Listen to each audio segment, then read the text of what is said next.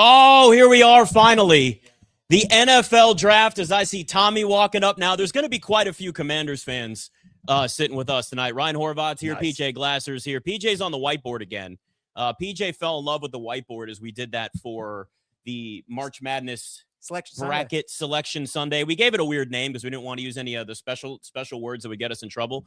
And it worked. So we're going to have PJ on the whiteboard. Any trades that happen, that will be kept track of right over there because we don't need to use fancy graphics. We're all hanging out. We're having a good time here. I did realize, Ryan, as we've all done quite a few of these draft shows before. Yeah. So I realized over here that I have a cord that's not long enough for my earpiece. You guys have the wireless Bluetooth because I'm a gentleman and I want to make sure that you guys have the proper things. Well, thank you. So just watch out for this wire. We're very casual here. This is how it goes. Loaded with guests today, too. Maggie Gray will be joining us actually after the Jets pick at number 2. We'll have Rob Brown just probably derailing the show, possibly drinking beer on the show, which is how this is supposed to go. Chris Mack will be live in Pittsburgh. We'll have him, Femia Bebefe, Jared Smith, Jake Hassan. I mean, we are loaded with people from all around the country with reaction to all the different picks. I can tell you guys this now, as there are Commanders fans sitting behind us. There you go. Do we want defense or offense back here, guys? At number 7, a defensive player or an offensive player? What do we got? Defense. I got one defense. Jeremiyah Love. Jeremiyah Love. Shocker. Somebody wants Jeremiyah Love in D.C. You want a defensive player. You're a Caleb Downs guy, aren't you, Tommy? I will be ecstatic. You would be ecstatic. Oh. Uh-oh. And we just dropped something there. Do we still have our mic working? Okay, good. So here's the thing. We're stretching things a little bit thin here. Actually, this helps. So here's what we're going to do, Ryan. You talk for a second. No, leave it. Okay, I was going to say, I go back to my old producer days. Check this out. This actually helps because now we've got everything sitting on the floor. And as long as we're good to go here. As long as nobody walks in the middle of the TV, we're all good. This is the thing. So what happened behind the scenes, because I wanted to adjust a little bit because I wanted to make sure that PJ had his proper setup for, everything we needed for the whiteboard, moved some lighting around, did all that. But now the plugins for the mics went over there. This is the beauty of it. We move stuff around as they're getting ready. They got terrible towels. I hate the terrible towel, by the way, guys. You know what I hate? Like, let's not even put the Raiders on the clock tonight. I was just gonna say we have known for the last 5 months who why wait selecting. 15 minutes? Right. Like, get Mendoza, that corny man, off the stage, and let's roll. Yeah, let's I can go ahead and write him on the board. Do you guys think Mendoza's going to end up being a good pro? I do. Obviously, like every young quarterback, you got to be drafted in the right system. If he's thrown behind a terrible offensive line with no weapons, probably not going to go great. But I like the weapons. I mean, you got Brock Bowers, you have Ashton Genty. The problem is for the Raiders, though, the offensive line. And that's why I didn't really understand the Genty pick. I thought he was obviously the best back by far in last year's draft, but that offensive line is horrendous. A couple of years ago, when they let Josh Jacobs walk, the reason they did was he was coming off a career worst year. I thought he was washed. He only averaged 3.5 yards per carry. It's because the offensive line doesn't get any push up front. So they have a lot of needs, but I like Mendoza, man. I don't think he's going to find instant success, but I do eventually think he'll be a good pro. What about you? Yeah, I think Mendoza's going to be pretty good. I've kind of, my comp for him has been Kirk Cousins, but a little bit more mobile, and Cousins in his prime when he was healthy had some good years. It's all going to be about what the Raiders do to surround him. Like you said, the young offensive talent they have, Genty, Bowers. I think they need to address the offensive line in this draft as well. I like the hire of Kubiak as the head coach. But defensively, they got to get some guys around Max Crosby. And what sucks for the Raiders, too, is the division that they play in. The Chargers and the Broncos both made the playoffs last year. You obviously have to deal with the Chiefs as well. So that's what's tough for Vegas is the division that they play in is arguably the toughest in the NFL. But I think Mendoza's going to be good. The thing that I'm interested to see is at Indiana that they are such a well-oiled machine with Cignetti. They're so well coached. They're so disciplined. And now he's going to the dumpster fire that is the Raiders. Living if he's able, but they've got Tom Brady now. Yeah, we'll say it's all different with the magic of Tom Brady. See, that's the other thing though, man, is I feel like he's also the safe pick, right? I mean, he's the best quarterback in the class, so he was going to go number 1 overall, but he's also a PR dream because I mean, the dude doesn't really do anything. So let me just point this out to you because you'll never unhear it if you haven't already thought this. whenever Fernando Mendoza talks, I hear an AI scripted response from him. He's AI Mendoza for me. That's what I mean. You don't have to worry about him going to Vegas and becoming Johnny Manziel. He's going to hang out in Henderson, not like and PJ. He's going to just be calm in the suburbs, and that's it. Right. Which is really what you want from your quarterback. You don't want your quarterback going out and partying. I do have a hot take, though. I kind of wanted to be like Orlovsky until he stole the take and say that Ty Simpson's my favorite quarterback in this class. He's not. It is Mendoza. But I like Simpson. And you know what's funny? The first 8 weeks of the season, as PJ knows, everybody was talking about him as a Heisman candidate.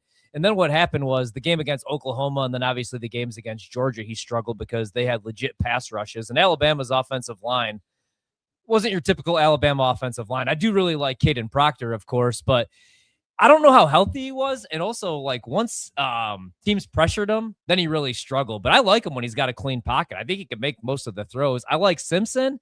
And then I also don't hate Garrett Nussmeier. I'm definitely not taking him round 2 or even round 3, but I think he might be a steal in later rounds. Because I saw yesterday, you know, some teams might have interest in Carson Beck.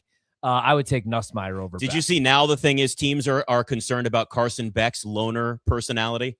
That's now a thing. Anything gets analyzed this close to the draft, whether it's hand size, arm length. They haven't measured anybody's dick yet, but I'm sure at some point that's going to come out and be a thing. But it just has become this where we're analyzing every little detail. And I get it because teams are trying to get rid of as much risk as possible and move on from it. But there's a certain point where it's just like you feel like so much stuff gets analyzed and then it gets leaked right before the draft, too. That's the other thing is like teams don't like Carson Beck because somebody's trying to get him to maybe drop farther down so they can get a little bit of a steal out of him. I believe almost nothing. That's why I'm just glad we're at the point now where we can finally get some answers, at least in the first round. Because I know for everybody in DC, for the love of God, if I have to talk about the 5 or 6 different guys the Commanders could draft at 7 one more time, I'm going to lose my damn mind. Mendoza's draft room with his family and friends looks like the most boring. Oh my God, they're all in suits. I mean, at a country club, it looks and you know what? that It is brutal. He's gonna live in Utah and work in Vegas. That is brutal. That is brutal. Also, quick side note, when Coach K had his last game at Duke, right, and all the former Duke players walked out, and I just remember sitting with my dad and being like, Peach, I used to hate that guy. I used to hate that guy. And as a Ravens fan, watching them bring out all those former Steelers, I've never related anything more. Big Ben, Hines Ward, I'm like, I hate that guy. I hate that guy. It's easy to hate Big Ben. It is. Well, now everybody does. We're finding that out that like everybody actually hates Big Ben. Yes. So, you know, I wonder too if we're in one of these situations with Fernando Mendoza, like how much does his family control his image? Like looking at that picture and the way that the whole family and group look, they're all in suits, they're all buttoned up, and I can't imagine that there's not going to be significant input from his family. Listen, family cares. It's great. But we've also seen this at times before where you watch this and family gets really involved in a young player and it tends to be too much. RG3 in Washington saw that a lot. But it just has this feel to me of like they are going to control every little bit of his image. But that shot right there of him just in everybody in the suits, that's already a meme. I promise you. I bet this is a joke, but what if like the cameras turn off and he just lights up a cigarette, just pours himself a drink? He's like, oh, thank God that shit's over now. Also, what week do we see Mendoza play? Because they're not paying Cousins all that money, I don't think, to sit on the bench. Maybe I they think are. he starts at first. Yeah. I think so, because Kirk Cousins and Fernando Mendoza have the same personality. Yeah. They want to have the squeaky clean image. They want to be the dudes that everybody just, gravitates to. They're great. And I'm not saying it's even fake, but what I do know with Kirk Cousins is it's very much calculated. He's very calculated with everything that he does. And I think Fernando Mendoza plus Tom Brady also being there too. That triangle, I know this sounds crazy because the Raiders are a shit show, but I actually think between Kirk Cousins being there and Tom Brady in the organization, and Tom Brady has nothing to do. Tom Brady with something to do now in coaching Fernando Mendoza, however he gets involved, I actually think this might work. Yeah, I'm there too. I completely agree, man. I mean, like Vegas a couple of years ago, they built this stadium and they had to make some splashy moves. They tried to get it right, obviously, with the head coach a couple different times now, but I did like the Brady hire a lot. And again, Mendoza's the safe pick. They got to build an offensive line. I really do like Genty. I like Bowers. You get some help at the wide receiver position, fix up that defense, like Peach said. And they should be contending in a couple of years. But Kirk Cousins, towards the end of the season, when he finally got on the field, was dealing. Like, remember a couple of years ago when Atlanta paid him, it didn't make a whole lot of sense, not only because they drafted Michael Penix, but because he was coming off of that injury and he couldn't move. He was literally a statue in the pocket. Anytime that they were going to run the football, he was in the pistol, and anytime they threw the ball when he was in traditional shotgun. So he was never healthy that first year. Now, I don't know, man.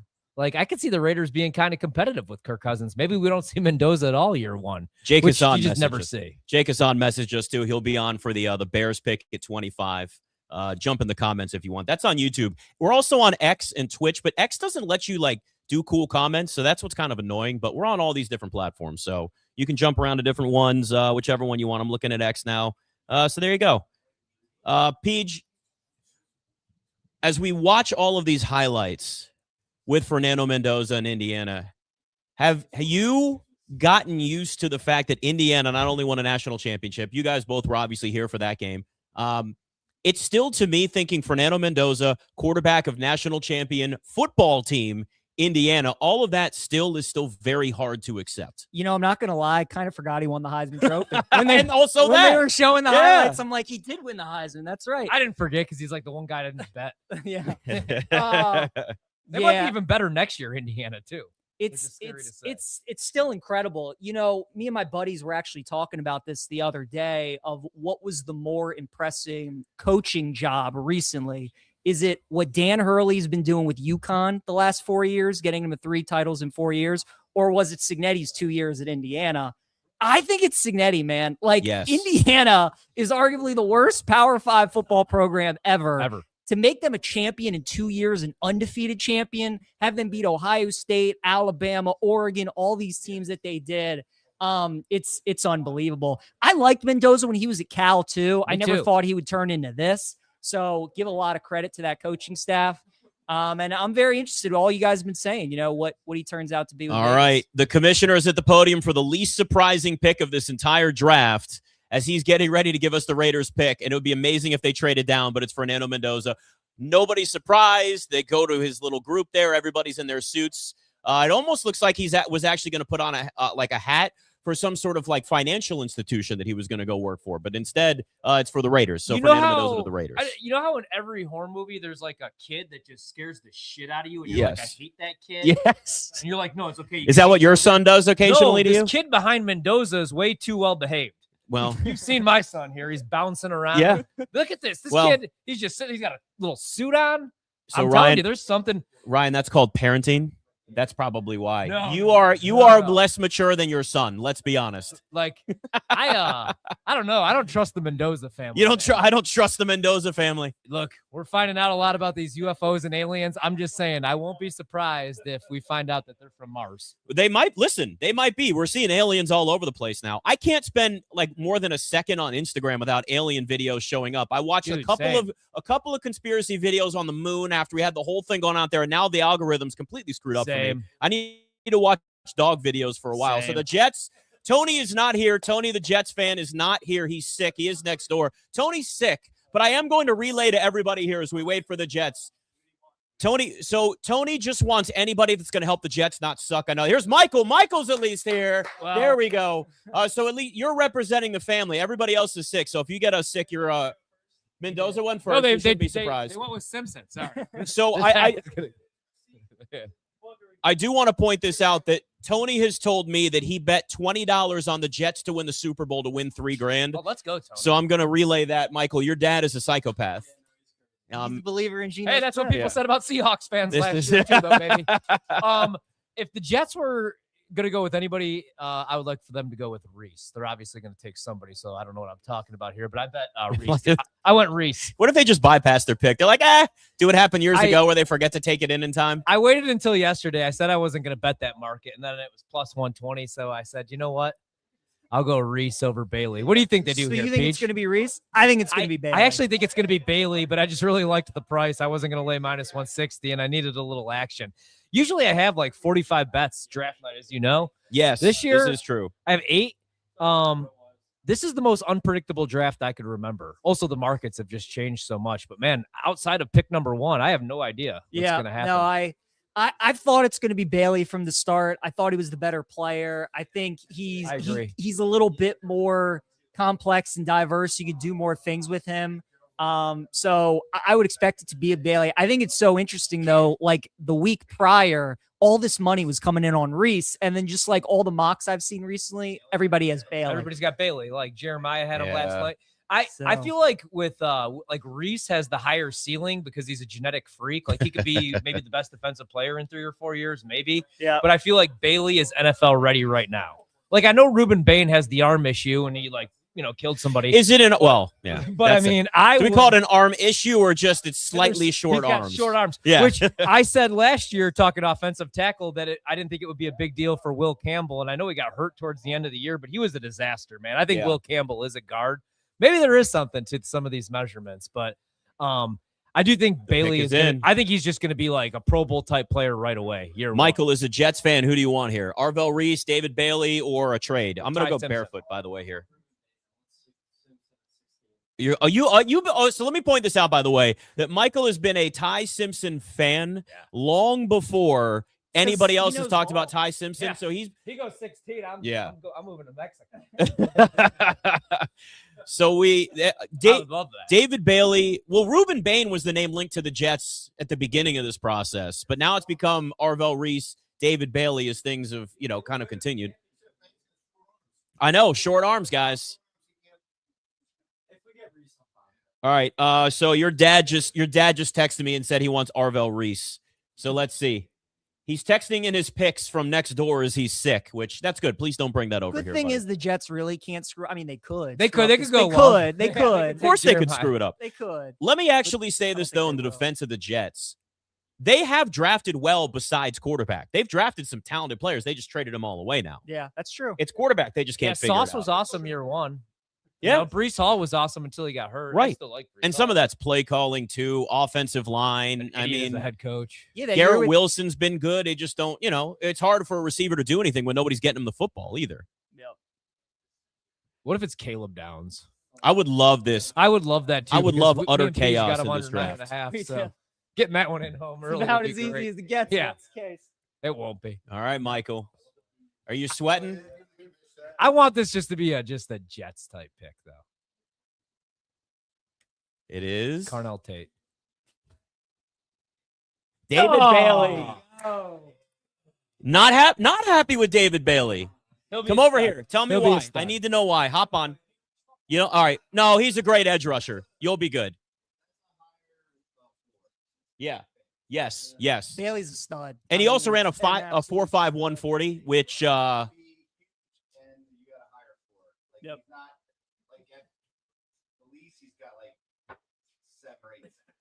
Yeah. Yep, Yep. for sure. Very safe player. That's what I'm saying. Probably like 7 or 8 sacks maybe this year. All right, now this is where the draft begins, right? Yeah. here. yeah, I We feel could like get at this trade, point we now, could get Love, we could get. Yeah. I mean, Arizona could do anything. with this My pick. only knock on David Bailey is they didn't let him play offense because if they did, maybe Texas Tech could have scored, I don't know, like 10 points in that college football playoff. He would have been game better when at that QB fell. than Barry Morton was Yeah, that Jesus, game. That was terrible. Their defense was legit though. Yeah, agreed. Yeah, he just looks like a guy I'd want to draft, you know? Does Aaron Glenn make it out of the season as Jets head coach? You think so? Oh God. Okay. you're actually excited about Geno Smith, aren't you? Yeah. Well, you can't get Eh. much worse. Yes, this is a thing too. As Pine Needle in the chat says, we're about a minute behind him. We're going to be, that's the one thing about this is everybody's Yeah, watching on naturally. different streams, different feeds. So there's a little bit of, we're going to have to kind of play this thing out. This is how it's going to go.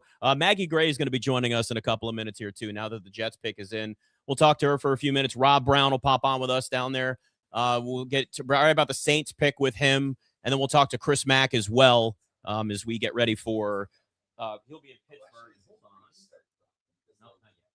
All right, we'll wait on Maggie. Maggie will be here at some point soon. So I'm executive producing this thing. Oh, What- Maggie's having webcam issues. That's cool. No big deal. Listen, we're all very casual here. Oh, all right. Maggie's in. We're bringing on Maggie Gray now. Hold on. Let me do this. See, this is the thing. I'm also producing at the same time here. So you're like Master P. we're doing all in one. There she is. Hi, Maggie Gray. How are you? Hi, everybody. Can you hear me okay? We got you. You guys good over there? I can't. Oh that might be God! me. So they're now, of course, they're gonna have issues with their headphones. Watch, that's what this is gonna be. You guys sure you're actually good here? Wait, I think I heard something. Talk again, Maggie. Yeah. The Jets took David Bailey, number 2. Give me 1 Yeah. second. I'm gonna adjust their situation here, that might be the way to go. You guys hang tight. Hold on. Do you want me to just? I can take my headphones out too, if you'd like. No, I didn't hear anything. Oh, I know exactly what to do. Give me 2 seconds, and we are going to be fixed. We got a lot of parts here. How about now? Can you guys hear her now? Can you hear me now? There we go. Can you hear me now? Gotcha. Can you hear me now? Guys, I never thought I'd be so like having so much FOMO to not be in Pittsburgh, Pennsylvania today. I've had some really good times in Pittsburgh. It's a great city. My best friend is from there, and I'm bummed not to be in Pittsburgh. All right. Yeah, I'm with you. I love Pittsburgh too. It's a You guys talk. It's a great city. What did you think of the Jets pick, Maggie? Did you think it was going to be Reese, or did you think they'd go with Bailey? I mean, the betting markets were telling you at the end they were going with Bailey, right? So we were kind of tipped off by that. But I think that it's definitely a window into the delusion of the Jets. You know, their offseason in terms of the type of guys they were acquiring, the DeMario Davises, you know, dudes who are really at the end of their careers, you would think would kind of want to be in a win-now situation, but the Jets are very far from. So I was a little surprised that they went for David Bailey, who's kind of playing a little bit more towards his ceiling. You know, he's a little bit older as opposed to Arvell Reese, who's a little bit younger and has a little bit of a little bit more to go. And I think it just goes to show that the Jets brass knows that the clock is ticking on them. You know, I don't think they feel like they have time to develop a prospect. And that's like not where you want to be when you're picking 2 in the draft and you had basically the second worst defense in the entire league and like the second worst offense in the whole league. Like they need so much help. And so I think they went with the more polished prospect thinking, oh God, we need someone who's going to come and step in right away. We have no time. I totally agree. Yeah. And that's like Arizona. You know, like I was high on Arizona last year, and Kyler Murray's obviously gone. The defense was no good. Jonathan Gannon's gone. What do you think they should do here at 3? Because I saw like a couple mock drafts where they take Jeremiyah Love, who's my favorite player in the draft, but I think they're more than a running back away. What do you think Arizona does here? Yeah, a running back. I mean, they had a good running back. They've had good running backs. They have they had the best wide receiver coming out of college that maybe we'd ever seen in Marvin Harrison Jr. He was like right up there with like the Justin Jeffersons as far as like amazing college tape. And that didn't do jack. And it's a really tough division. No one's expecting you to win right now. And there's no quarterbacks in this draft. So just take the best players. Take Reese. Don't take Jeremiyah Love, and you're going to see exactly what Ashton Genty was last year with the Raiders. He's going to have no room to cook. So I don't know. It's a bummer for the Jets and for the Cardinals that this is a bad quarterback draft. But listen, for the Jets, they set themselves up well for next year for a quarterback. And for Arizona, you know, maybe they've actually had more success if you go through the history of their franchise with getting the older veteran guys. Get Carson Palmer, you know, get Kurt Warner. Maybe there's something where, you know, if they actually had some good pieces, maybe that's attractive to, you know, look at what Sam Darnold just did with Seattle. Like maybe there's a guy who shakes free, who's a veteran that they don't have to develop. I don't know. All right, so we're waiting for the pick, Maggie. We got Schefter said that they are sticking with the pick. They're not trading out. That was obviously one of the big talking points coming in was Arizona might be trading out, but they are going to make the pick. And it looks like Goodell at any moment here is going to walk across the stage. And there he is. All right, so let's see what Arizona ends up doing with number 3. I would love this to be Caleb Downs or Reuben Bain so I could win some money. I'm going to be honest with you guys. That would be sweet. Just get those guys out of the way here. But it'll probably be Reese. Wow, they Jeremiyah Love, are you shitting me? Why? They really did it. Look what they've done to my boy as a Notre Dame fan. I hate this. Oh, and that was the end of Jeremiyah Love. Whatever happened to that guy? That's what we're going to be asking, just like Marvin Harrison, even at a better season this year, a little bit. But no. So Love goes 3 to Arizona. So Maggie, what do you think Tennessee does now? Ryan and I thought that was the landing spot, was Love to Tennessee. So now he ends up going 3. Do you think they go with Reese now? Do you think they go offensive lineman? Robert Sala in his first year. What do you think they do? Well, probably defense if it's Salah, but they're probably licking their chops. They may have just gotten the best player in the draft with Arvell Reese because he fell. Arizona, is this like they're listening to the LaFleurs? Like, is this a present for the other LaFleur for Mike? is this what they're doing? I'm so disappointed them. I feel like we're watching a draft, Maggie, in like 1997. Remember, like when running backs would go like top 5? I still can't believe that they actually just took Jeremiyah Love. Who's your favorite player in this draft? Like, you know, if you could, if your team could have any of these guys, who would it be? Either side of the ball. My team specifically, or just like in general? Well, I think you're a Bills fan, so yeah. Like, what would you? We got 99 No, you don't problems. need Jeremiyah Quarterback Love. and running back aren't one of them, but we actually do. They got problems. You wouldn't think they have problems, but they actually do have problems. We can talk about that. Who's my favorite? I mean, probably Caleb Downs. Like, what more do you need to see? But I remember doing a live draft show for Sports Illustrated and many years ago, and sitting on a set next to Albert Breer and I don't even remember who else was on the set that night. And Jamal Adams got taken by the Jets. And it was like, he's a can't miss. And it's like, well, here's the problem. The team was not ready for a safety like that. So it's the positional value, especially when they end up passing on like Mahomes and stuff. But who's not in this draft. But probably Downs, I would say, is probably like the best over. As if I think someone's like going to the Hall of Fame. Downs. Yeah, me too. Probably him. Man, Arizona. Oh, jeez. I can't believe it. I'm bummed, too, It's because crazy. Marvin Harrison, we never get to see this guy barely anymore, and now it's going to be Jeremiyah Love, who was so fun to watch in college, and he's just going to waste away. That stinks. Maggie, which team do you feel like the best moving up in the first round and making a trade? Because we have 6 teams with 2 first-round picks, the Jets being one of them, the Giants who are on deck with the number 5 and number 10 pick. Which team do you feel best about moving up in the draft? Man, does anyone really want to move up in this draft? I've gotten the sense that everyone wants to move down, you know, and I was even wondering if even the Giants with that 10th pick were going to try to move down and try to collect some more.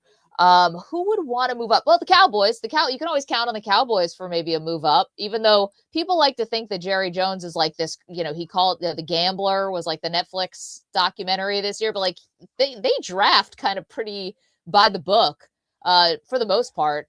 A lot of linemen, but you know, maybe the Cowboys trade up. Maybe. Oh, do you guys also see about George Pickens? Do we think he's getting traded tonight, even though Ian Rappaport said he's not? I don't think you will tonight. No, me neither. I don't think so. Franchise tag tonight. I'm skirting your question. My biggest draft wild cards are always, you know, the Browns. I think they're going to need to. I was thinking, how about this for the Browns? Tell me this is not a possibility. Late round, day 3, Diego Pavia, just for the hell of it. Like, let's make this quarterback. You thought the quarterback room couldn't get weirder last year. Let's just make it full on 3-ring Shador and Diego Pavia together, and just let it wouldn't surprise me at all. And Dylan Gabriel, we can't forget either, because he's still there too. He'll be gone. So, hey, we were talking about this. Do you really believe that we won't see Mendoza this year? Because Kirk Cousins was dealing the last 4 or 5 games of the season when he actually got out there for Atlanta. Do you think that they're going to stick to the plan and actually sit Mendoza an entire season, or do you think we see him like week 4, week 5, year 1 in Vegas? I think the biggest possibility is they do the Eli Manning thing, which is, I think it was the first, now I'm blanking, 8 games they gave Kurt Warner, and then they went to Manning. I remember maybe it was 9 games. I think they were 5-4. Maybe they do that. But you know what that would indicate to me?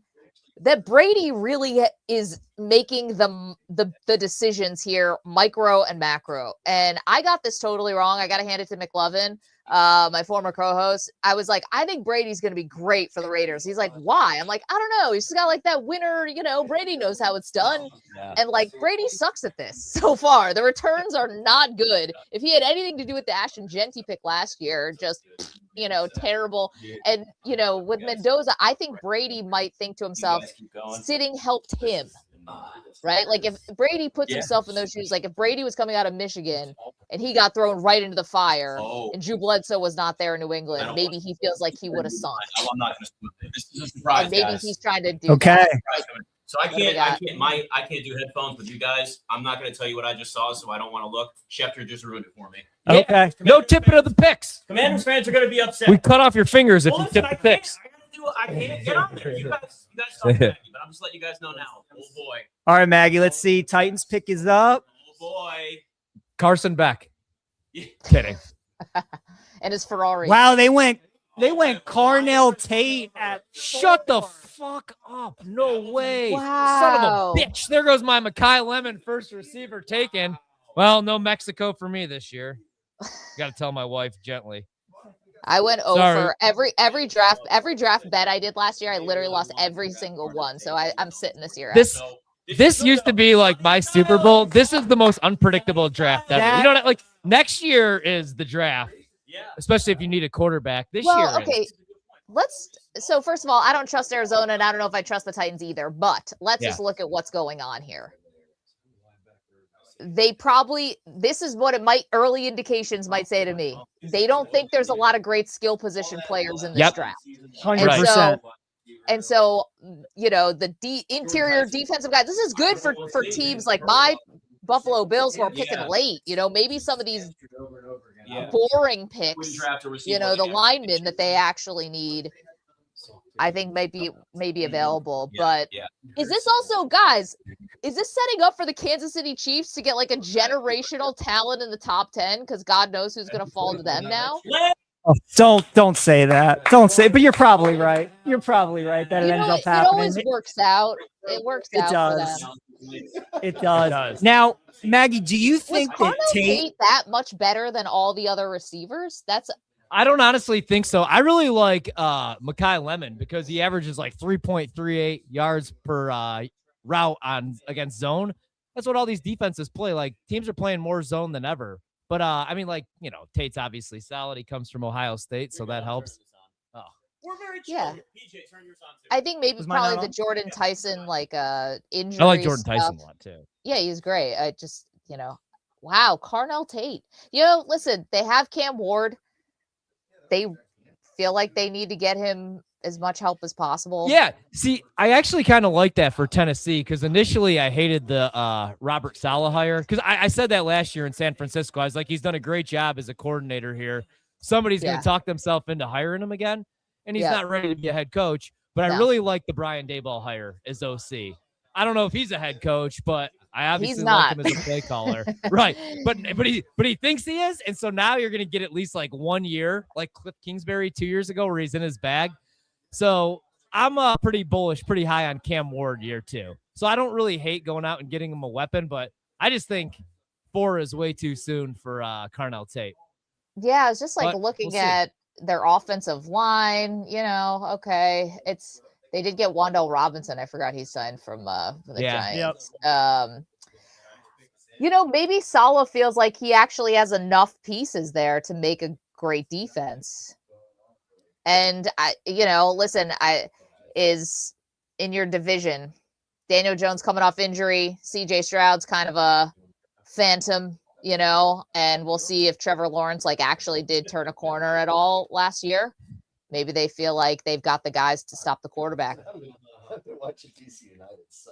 I think Jeremiyah Love was the pick for Tennessee. I think that's who they wanted, and then they were just like hell bent on getting some kind of skill position guy. Yeah. I think it surprised them a little bit.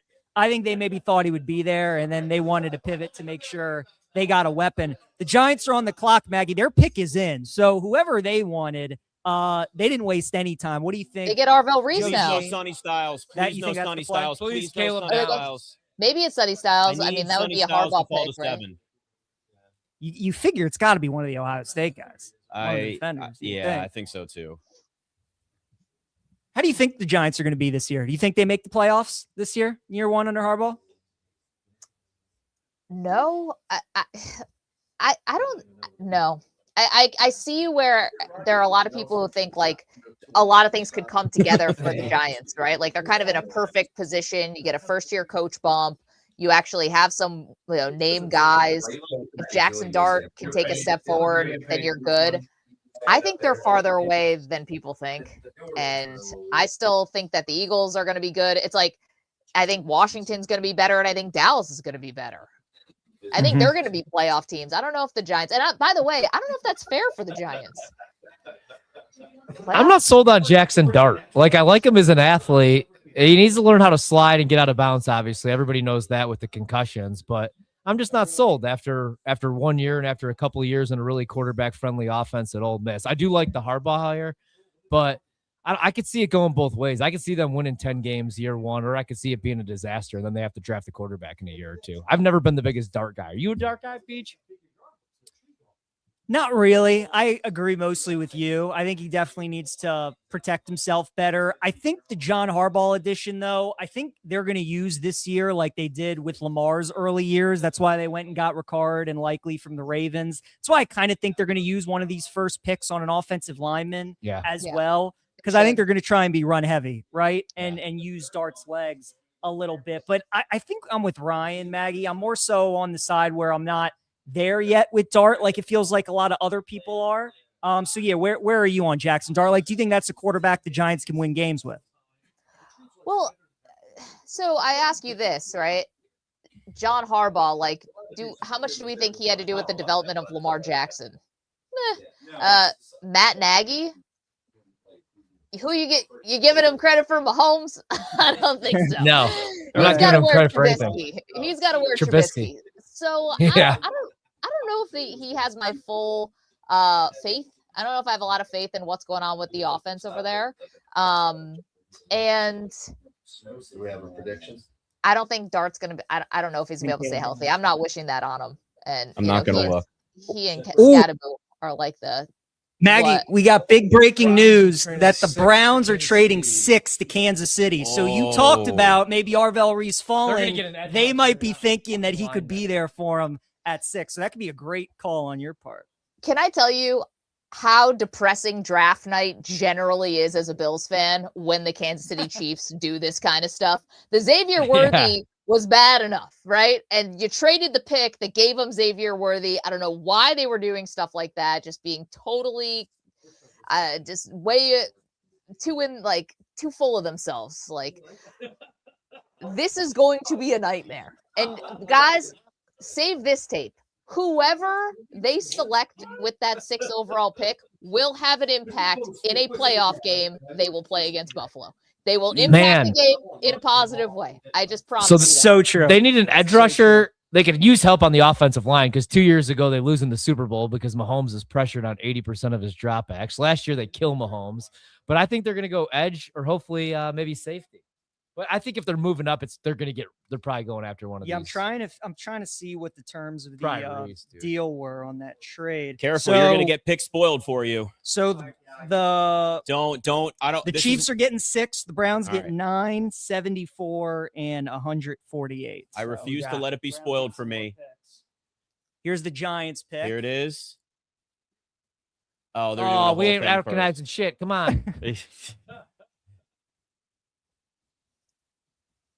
All right, this might take a minute, guys. What's everybody's prediction? Who do we think? Do we have picks real quick here? I'm going Caleb Downs. Are you? Yeah, that's what I think they do. I really hope it is. I might. Maggie, what's your prediction, real quick, on the Giants? I think it's Reese, and if it's not him, this is officially a drop. Like, he's sliding. Okay. I'm gonna go. I don't know. Actually, the Giants. I think they might go lineman. You know, listen, their offensive line's been a mess for going on a decade. So the fan base is not going to be mad about that. That's true. Could be the Miami kid, maybe. The offensive lineman. Wait, so you guys are not spoiling? This is the whole thing? Yeah. Okay. There it is. Reese. It is Arvell. Wow. Okay. Wow. The Giants defense, like next year, should be so legit with all these pass rushers, but somehow they'll still find a way to be shit, and it won't. I mean, think about it. You just said that, and they got rid of Dexter Lawrence and just like got rid of him, and but they still have like 5 bona fide stars. Exactly. Like a couple of years ago, I didn't understand the move for Burns. Right, man. I know. So he's do you sick, think by the way. do you think KC traded up in the hope of getting him, or there are two players there? Maybe it was Styles and Reese. No, that it might be maybe Sonny were there. Styles. I think they might be Sonny getting Styles. Sonny Styles. Yeah, because I don't think they would have to move up for Downs. Do you? No, I agree. Their secondary is nonsense, though. They're not moving up for a lineman. We know that. Mm-mm. Yeah, we'll see. I would like them to take Ruben Bain. All right, so we'll see what Kansas City does now with the 6th pick. People that are watching us, but are also there we go. There's the trade alert. Shout out to IHOP. Man, I cannot tell you how pissed off I am about the Kansas City Chiefs. Like, but you know what? No matter who they take. This is again, I'll give you this from the Bills perspective here. If I'm just gonna get my Bills helmet on here. This is what pisses off Bills fans. It seems like Kansas City generally does everything to try to build the best roster possible. Right? And I don't know if Buffalo always does that. And it's annoying. Man. A little bit. I mean, do you think Kansas City will be you feel good they'll be back in the playoffs this upcoming season? You think Mahomes will be fine? They'll figure it out? I mean, that guy plays through so much pain. Like, I don't I can't doubt it. Like, he has this pain threshold. And even though the season is super long, I just feel like he's going to gut through it. And having him at, 60% is, better than half the league. My wife Target asked that. me why Fernando Mendoza didn't attend the draft, and I said, babe, he's a lame. You think that guy goes anywhere? I'm getting attacked over here by bugs. Sorry, Maggie. One just flew in my mouth. I actually, I think it's over for Kansas City. I think it's over for the next couple of years. Really? That offensive line is really bad. Even if Mahomes does come back, I don't really love the weapons, especially with everything that's went on off the field with Rashee Rice, because I do like him the most. Worthy is a good number 2, 3 gadget guy. Kelsey is done. And then the defense, that's the reason I've liked Kansas City for the last couple, since they've been winning Super Bowls, other than Mahomes, has been Spags in that defense. And that defense really fell off a cliff. Chris Jones was lazy and looked fat and out of shape last year. I think Kansas City is going to take a step back again this year. I really do. Which is I'm high on crazy. Buffalo. Oh, really? I really think, I am. I'm a big Josh Allen guy, though. We'll see. Make or break year, I think. For I mean, Buffalo. I say this every year, though. Yeah, we've been doing this for a while with Josh. Well, now but McDermott's gone, though. No, but that's the thing. It's like McDermott's gone, and they went half measure to make Joe Brady. What you said, maybe one of the most pivotal years. Josh is going to be, he either is 30 or is going to be 30, and they're handing the keys over to a first-year head coach. Yeah. That is wild card. I would have rather them gone with Mike McCarthy. Even though I thought the Ravens made the right decision because it was time for Harbaugh to go, I would have rather. No, I don't know about Mike McCarthy, but I would have loved Harbaugh for the Bills. Shit. Last year, I would have loved Ben Johnson for the Bills. So I was pounding the table 3 years ago for Jim Harbaugh. Remember Jim Harbaugh was at the Minnesota Vikings on signing day? He wanted to leave. And I'm like, get him to Buffalo. That would have been the perfect. They would have won a Super Bowl by now. And he's so weird. And Yeah. weird, but they would have had the Super Bowl. I really believe that. And I don't know. Wow. The Chiefs made out well. They get a Hell third of and a a trade. 5th round pick for that? Yeah. All right, so the Chiefs pick is in. Maggie, who do you think Kansas City's taking?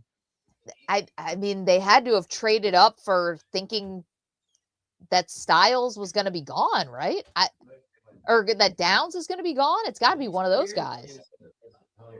I think it might be Styles, man, right? Maybe it's offensive line, and they wanted their pick of the best O lineman. All right, guys. Yep. I need Sonny Styles on the board. Here we go. I need an O-line. Oh, I need Sonny Styles to stay on the board.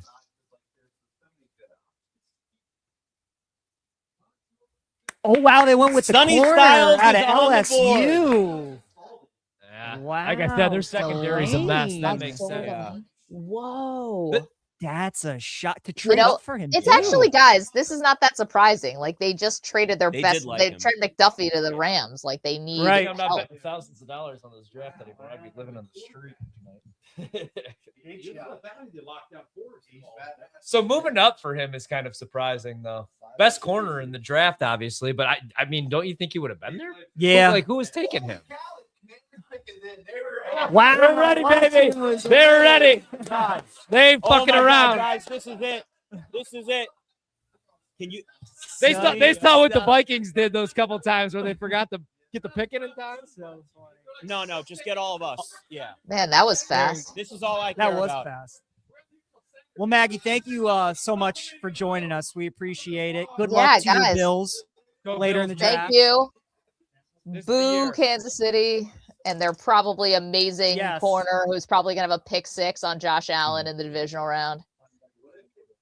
I'm sure Mansour Delane will be the next Pat Surtain, but you know, is what it is. It's written in We'll the talk to you stars, again. guys. We'll talk to you Never- again soon. Enjoy the rest of the Never going to draft. be a winner. Bye, Maggie. guys. Sorry, Thanks I for couldn't having hear me. you. I sacrificed for my friends.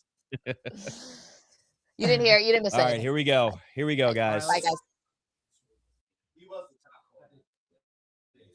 All right. This is also going to be a thing because when Rob Brown comes on, I won't be able to talk shit to him since you guys have all the earpieces. I didn't really think about that. There's a lot of, listen, we keep adding layers to this, and then it's like, oh shit, I actually need to have more. Anyway, nobody cares about this. I'm just talking through this because the Commanders, this is so fast to have this in. So They're we ready. don't have. They must have been standing, just waiting to put that card in. I'm praying this is Sonny Styles, unless it's Caleb Downs. You've got Carnell Tate off the board. That's big. I doubt it's Jordan Tyson, but like they do need a receiver. I hope they don't go Jordan Tyson. I hope they don't take him at 7. I would pray that they don't. But you know what? In this draft, man, get what you need because, like, next year's draft is so much deeper. Obviously, Sonny Styles. So here's the thing about Sonny Styles, and this is why I've been trying to speak it into existence from the beginning. You can drop Sonny Styles back, as sort of a hybrid safety. You can get him up in the box as a linebacker. He can rush the quarterback. They need somebody that can do a lot of different things. They needed just to get younger for one. They've been doing that. Obviously, in the draft, you're going to get younger, but for the Commanders to also add somebody that has that speed, that athleticism, that versatility, Sonny Styles has been the guy that I've wanted this team to take from the beginning. And I'm glad because Jeremiah Love's off the board. That temptation's gone. Carnell Tate off the board. That temptation's gone. So they're probably not going to look offense here. I really think that this is a Sonny Styles pick here at 7 for the Commanders. I do think they're going defense for sure. or offensive line. I would personally. No, they won't go offensive line. What they need is a center, and they ain't drafting a center at 7. So. No, that's what. I would take Caleb Downs. I would take You would Caleb go Downs Downs? because I think he's the best player. Same but here. you can't go wrong with Styles either. I think either guy, good choice. I would take Downs because I need him to go for money purposes, and I would take him because I think he's the best player left. Yes, I'm with you. Over Sonny Styles? Yeah, over Styles, I do like him. There's the Commanders' war room, I guys. still like a Reuben Bain. All right. Even short arm Bain. Adam Peters, don't screw this up. He is. Hey, look, he's no backwards hat today. He is professional, okay? Here we This go. is the draft. All right, this is it. I'm nervous, guys. Good luck, fellas. This is such a Good luck to you. massively important pick for everybody here because, damn it, we've suffered and we had the tease of 2024, and then last year was a shit show again. This is what we need right here. In the lead up to the draft, Please be Commanders defense. have emphasized rebuilding and reshaping their defense, according to Schefter. So Yes. that would tell you they're probably going defense. Watch Jerome Bettis out there. I don't know. Can Jerome Bettis play defensive end for the Commanders? Oh, I know it's Pittsburgh, Take but that. I thought, you I mean, bring it out is like an old Pittsburgh. commander. Oh, man. Well, they have to do the speech and the award. Yeah, we got to wait for that. All I want to know is who the hell my Commanders are going to pick. That's it. That's all I care about. Ty Simpson. If Jeremiah Love was on the board and they brought out a Notre Dame running back and Jerome Bettis, I'm like, there's your pick. There you Jeremiah Love. But he's not there. Oh, jeez.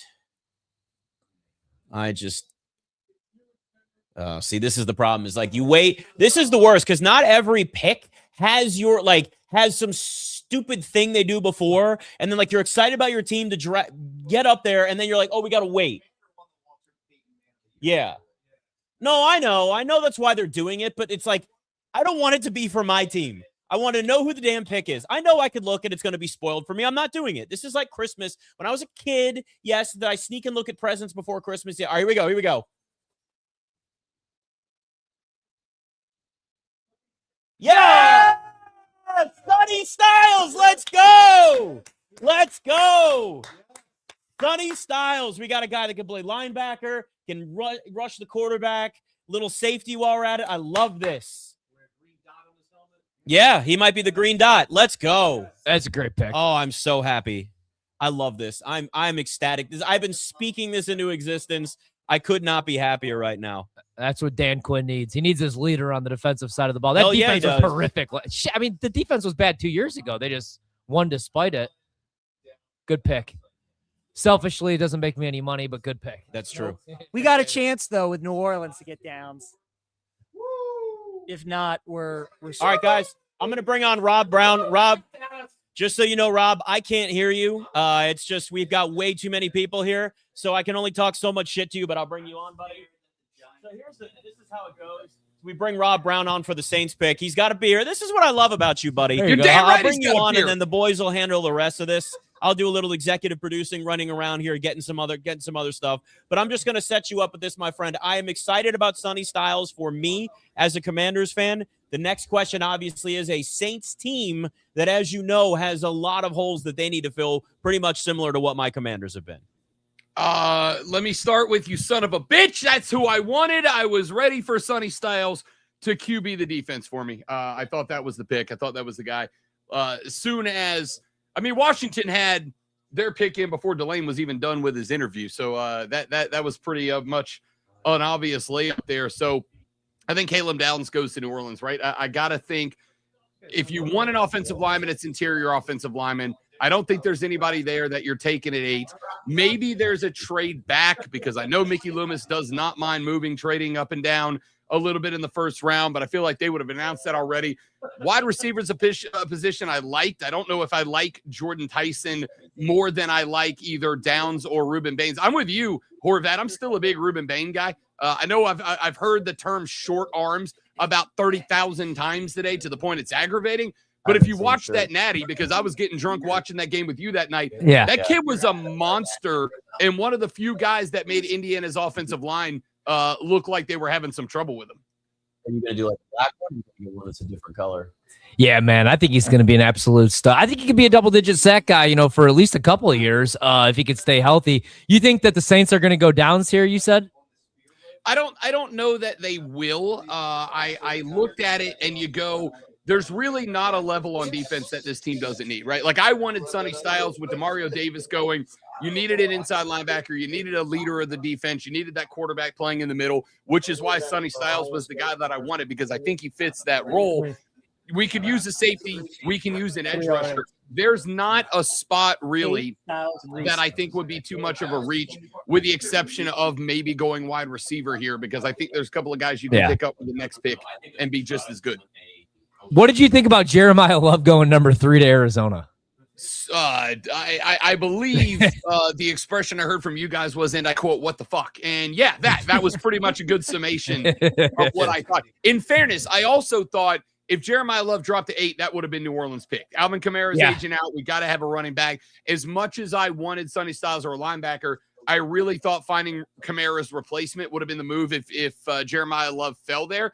But I think you've also seen the last couple of years that we're looking running backs in the 3rd, 4th, 5th round. Most teams are at this point, right? So I think you've got enough capital. You can hang out, wait, maybe get a project somewhere down the line. If Jeremiyah Love was at 8, he'd have been the guy. But I fell back almost all the way out of the chair when Arizona made that pick. Right. Rob, you think Tyler Shuck, you think he's the long-term answer for New Orleans? Did you see enough out of him in his first season to feel like we can win games with this guy? Yeah, I think so. I mean, you got a guy who was a Rookie of the Year contender last year. You got a guy that I would argue probably should have won it, but certainly was no further down than 2 in that race as far as I'm concerned.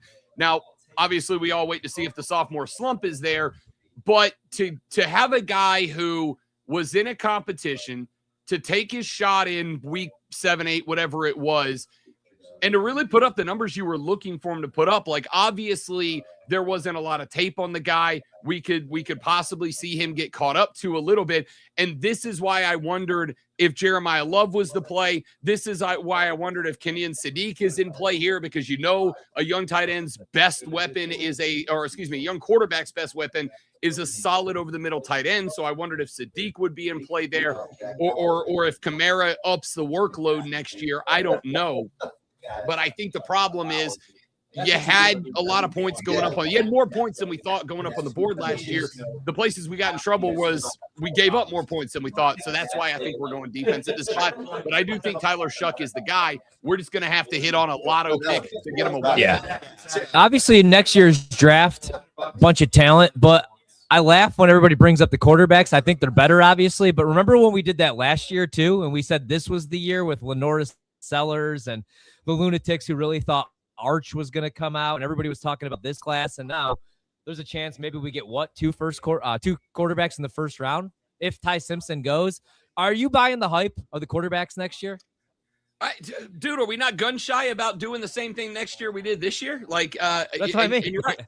Now, I could go around and I could make an excuse for every one of those guys. I can make the excuse that Shane Beamer and Mike Shula completely screwed Lenora Sellers because it just was not the offense that Lenora Sellers should be running. And as somebody who watched that team very closely, I was heated, buddy. Like, Mike Shula effed Lenora Sellers' chances to maybe be in the draft this year. And I'm hoping they get that worked out. I go to Arch Manning. And I know you and I talked a lot of college football during the season. We were pretty pissed off about the way Texas was utilizing Arch Manning. Now, granted, it's not like Arch was jumping off the page at us, but I also looked at an offensive line that was expected to be great at Texas that was nothing but ranked booty hole all season long. He never really got the chance, I thought, to establish himself. So I'm going to make excuses for the top few names and say that, yeah, next year's class should be better than this year's class with the failure of Cade Klubnik and the rest of those guys kind of in the B and C tiers of quarterbacking. But at the same time, do you want to lay the franchise on that? Because I damn. Rob, is there a part of you that maybe thinks the Saints should go offensive lineman here because you have your pick? I mean, Kelvin Banks was terrific as a rookie, so you have that cornerstone. Now you can go get the big boy from Miami, Utah, Penn State. I mean, they have their choice. So we're about to get the pick here in a little bit, but real quick, would you be mad at all if they decided to go O-line 2 straight years in a row? I don't know that I would be, especially if they go Mauigoa. I think that that's probably the only offensive lineman that I would say, to me, jumps out as level, could perform as level as Caleb Downs, as Ruben Bain. If you want receiver, Mekhi Lemon's still on the board. I know Horvat mentioned him a bunch of times. I wouldn't be mad about it, especially if Tyler Shuck is going to have a little bit of a slowdown in year 2. But I would prefer, if you're going to do that move, add to the defense. All right, Goodell's making his way to the There we go, Rob. So we will see Super Bowl winning pick here. New Orleans Saints. I love that, and I'm quoting you on it, Horvat. Overall pick. Give me Caleb Downs or Ruben Baines just so I can have some money. My last shot. I think they go lineman. Part of me kind of does. I don't know why. Probably do, dude. No lineman taken in the top 10 would be insane. Wow.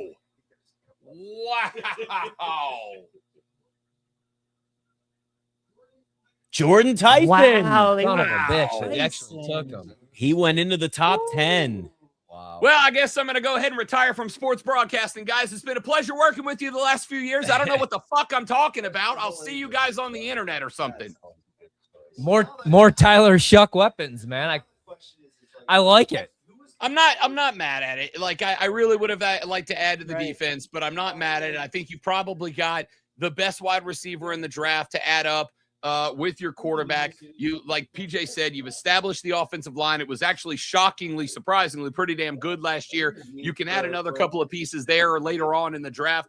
You got probably the fastest and best wide receiver in the draft to come hook up with a quarterback who kind of turned heads last year. I'd have preferred defense. I'm not as mad at this pick as I thought that I was going to be when I knee-jerk reaction there 37 seconds ago. Yeah. I mean, Cleveland's got to go offensive line. They have you to. would think that offensive line is a mess. That's what I'm thinking. And they already got the picks in. I was hoping that maybe the Giants would trade down just to get Downs for us.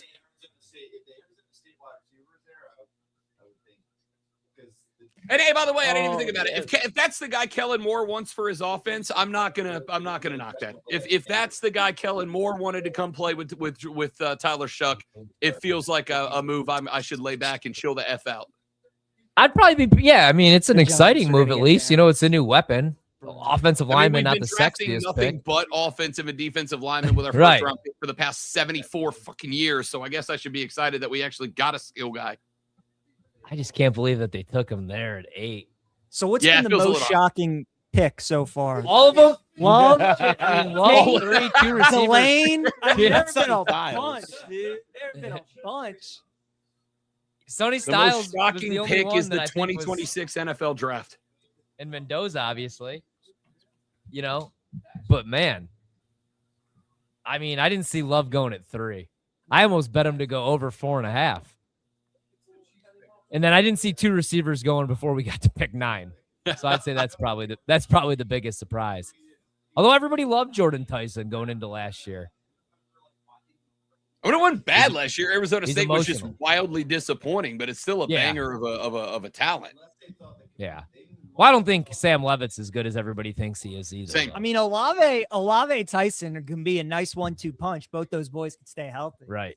That's going to be the thing, right? Like Olave can't get his bell Yeah. rung again, and Tyson's got to prove he's got the legs. But if those guys stay healthy, and by the way, this is kind of an aside. The Pelicans, the Pelicans just fired their entire training staff because the injuries have been killing that basketball team the last couple of years. And from what Yeah. I've been told, there's a very good chance the Saints are going to follow suit. And injuries have been a massive problem. So I know I'm just absolutely pissing in the wind, looking for any copium that I can inhale right now, but I'll take what I can get. All right, Browns pick is in. I'm surprised that the Browns pick took so quickly. Well, they're probably maybe just try like, and trade whatever again, lineman's get li- some yeah. more. We'll go best lineman. Guys, I have a surprise since I can't hear anything. Just let Chris Mack know. Chris Mack jumps on with us live from Pittsburgh. Let's just add another to the group. Just so you're aware now, the headphones are in their 2 ears. I tried to jerry rig this and do more, and it just didn't. So I'm just gonna Can welcome nobody the in give buddy, this and then you man guys can one all talk earbud? shit to each other, and I'll just sit here to be a seat filler at this point, which is fine. I talk plenty, so good to see you, buddy. What's up, guys? How's it going? Chris, good to see you, pal. We're doing good. What's traffic been like around the city the last couple days? Dude, no lie. I got to work faster than I've ever gotten to work today. Like everybody worked from home in Pittsburgh today. It's literally, it looked like a ghost town on the highways. Now, down on the North Shore where the draft is taking place in downtown, obviously there's, 250,000 people jammed into a parking lot right now. But other than that, they scared the hell out of us. Like when they tell you that there's going to be a foot of snow and then you get a dusting. Chris, what do you think about 2 receivers going in the top 10 and Jeremiyah Love going at 3 to Arizona? Your thoughts on what we've seen so far? I mean, doesn't this kind of track? I mean, it tracks with what I thought. PJ and I talked about this on Sunday. I really thought that there wouldn't be a lot of moves made. Now, obviously, Brett Veach was kind of telegraphing things a bit when he said that he did think there would be moves made because he made a move. But I think everybody else is not willing to move up in this first round. Like, I just don't think it's the kind of draft where now that we're kind of past the first 8-9 picks, that people aren't going to be trading up to snag these guys. Nothing against any of them, but like it's just not as deep a draft at the top of the first round. So it didn't surprise me that the Cardinals weren't able to get what they probably thought the 3rd overall pick was worth. And so they just stuck there and took probably the most talented dude in the draft. Yeah. Guys, through 9 picks so far, I think we've had like 6 surprises, which has been nuts. Browns just took Spencer Fano from Utah, who's a great player, one of the top offensive linemen. I think a lot of people felt like Mariota from Miami would be the top offensive lineman off the board. So the Giants have so many different options right now. They could go Lemon at receiver. They could go Downs. They got so many options right now. So what do you boys, Rob, we'll start with you. Early thoughts on what you think the Giants do here with pick 10. And do you like the pick for the Browns with Fano? Yeah, listen, we were all on board with Browns have to go offensive lineman, right? Now, I don't know that Fernando was the one that I thought they would have gone with. I thought that was probably a mid-teens pick. I thought you would have probably go Mauigoa or somebody more towards the top of that list, but at least they made the right pick and didn't draft the quarterback, I guess. Congrats, Cleveland. You didn't do it for once. New York's going to go fat guy practical pick here, right? Like they have to as well, especially we talked about Jackson Dart earlier. As physical and as psychotic as that guy plays, as much as you've got to protect him, as much as you've got to protect Scatterboo, I don't think the Giants can do anything but go offensive line. It's a fat guy practical pick. I wonder. Chris, what what would yeah, go ahead. I was going to say, I wonder if this starts a lineman run with Maui Noah at 10 and Fano still out there. And then all of a sudden you got the Ravens coming up at 14, who if Venga Ione gets to them, they'll jump on him. This might actually be a spot. I don't think it's realistic, but if somebody wanted to move up like 5, 6, 7 spots and jump on a lineman run, this would be the spot to do it. Yeah. Yeah, that's a good call. There goes Francis right there. So another tackle off the board. Dolphins are up next. They have plenty of needs. Dallas after that at 12. Chris, what do you want Pittsburgh? What do you want the Steelers to do? Well, wide receiver or lineman is what I said coming in. And look, I made the mistake probably, 5 years ago, the 21 draft. They desperately needed offensive linemen, the Steelers. And I remember going into the national championship game and going, don't get enticed by Najee Harris. Don't get enticed by Najee Harris, Chris. And then what happened? Najee had a really awesome national championship game. And I went, oh, let's get Najee Harris. And we saw how that worked out.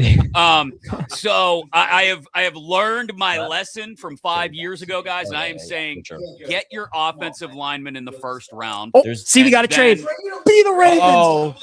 We got to trade, boys. The Dolphins are trading the 11th pick to the Dallas Cowboys. Wow. Dallas is moving up one fucking spot. So Jerry didn't want to take any chances. They're moving up one fucking spot. He wanted to move up one spot. Oh, well, PJ, I'm going to tell you right now, we are going to get ourselves.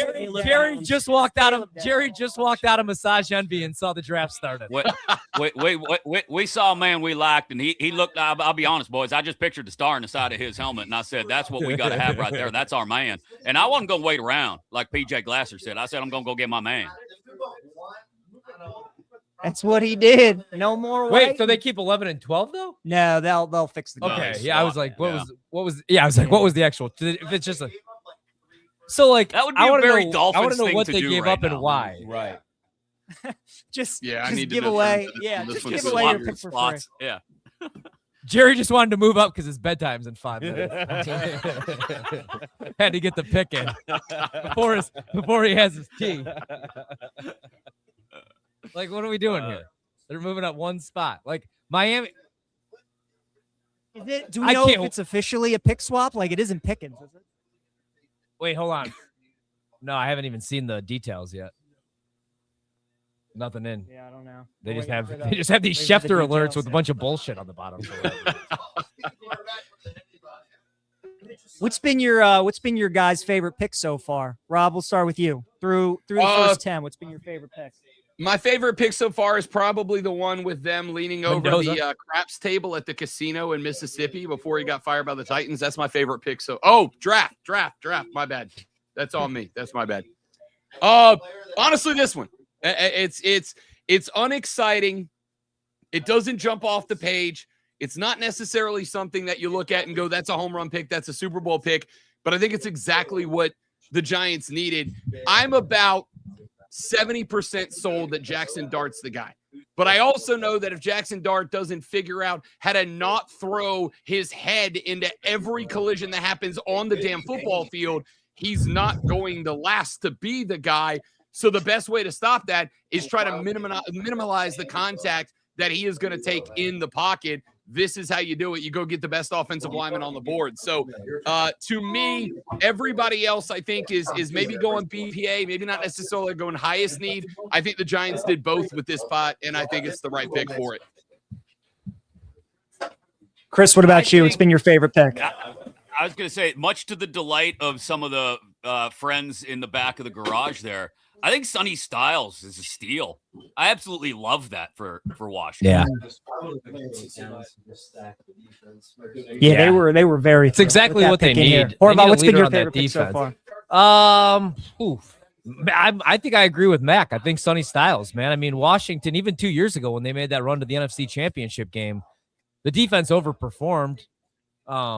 Year one for Quinn, but they got to fix up that defense. Obviously, Jaden has to stay healthy. I'm not in love with the offensive line, but yeah, I really like the Styles pick. I was actually kind of surprised he was there in this draft. So like that one. And then I'm not going to lie. I don't love anything else because as a Jeremiyah Love guy, I don't really like him in Arizona because they don't have a quarterback. And I needed Reuben Bain to go before pick 9, and we didn't get it. So I don't know. I think Mendoza's the safe pick for the Raiders. Do you guys, Chris, do you actually believe that we won't see Mendoza this year? We were talking about that earlier, with the pickup of Kirk Cousins, obviously, the way that he played down the stretch. You think they actually go through with this plan and they sit Mendoza an entire year? Or do you think we see him like week 5, week 6? I don't know if it'll happen that early, but I think by Thanksgiving, we've got some Fernando Mendoza action in Vegas. You can't look. I understand, and I think it's perfect for Mendoza if the longer he sits. He's not your prototypical 1-1. He just happens to be the best quarterback in a bad draft, which is why a quarterback thirsty team is at the top. Dallas making sure they get who they want is what that is. Yeah. I mean, the Giants draft has been pretty good so far, fellas. Like to get Reese and Francis at 5 and 10. I mean, Reese people thought we could go 2. Yeah. And then, thought maybe the Cardinals could go offensive lineman at 3. So getting those guys at 5 and 10. And, that's what Harbaugh has obviously learned from Ozzie Newsome and the Ravens. Just go best available. I feel like that's what they've done. So I think those 2 picks were really good. The Mansour Delane one by Kansas City, I just still can't really get over because I think they just could have chilled out at 9 and probably still gotten them. I don't. That's what I'm thinking. Was weird. Right? Like who was taking a corner before 10? Right. That doesn't add up for me either. That felt a little panicky by the Chiefs, and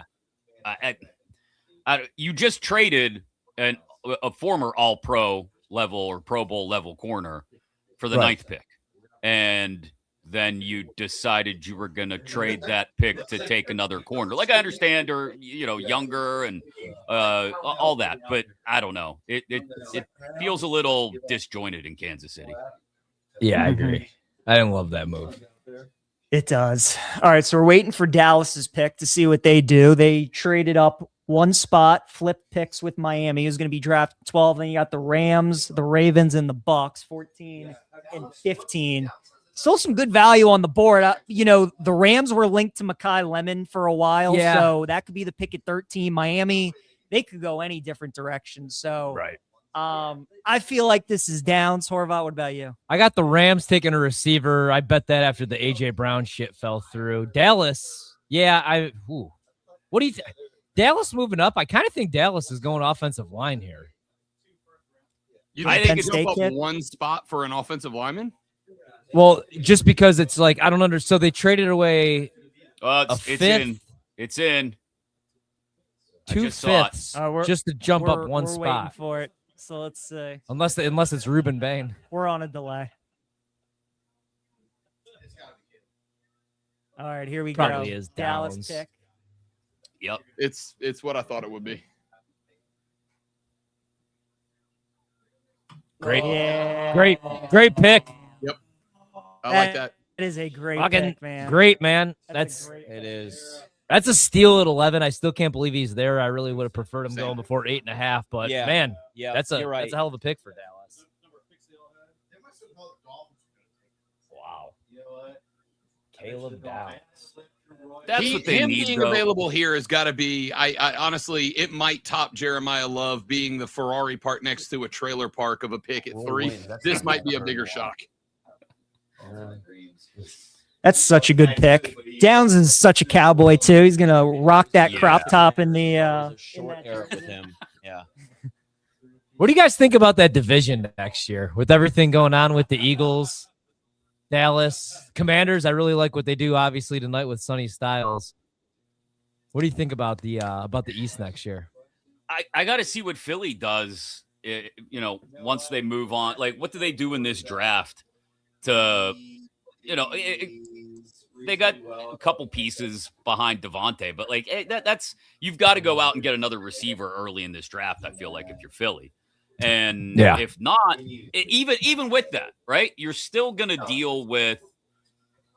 There's going to be people in the room, I don't care who they are, who are going to be pissed that AJ's gone.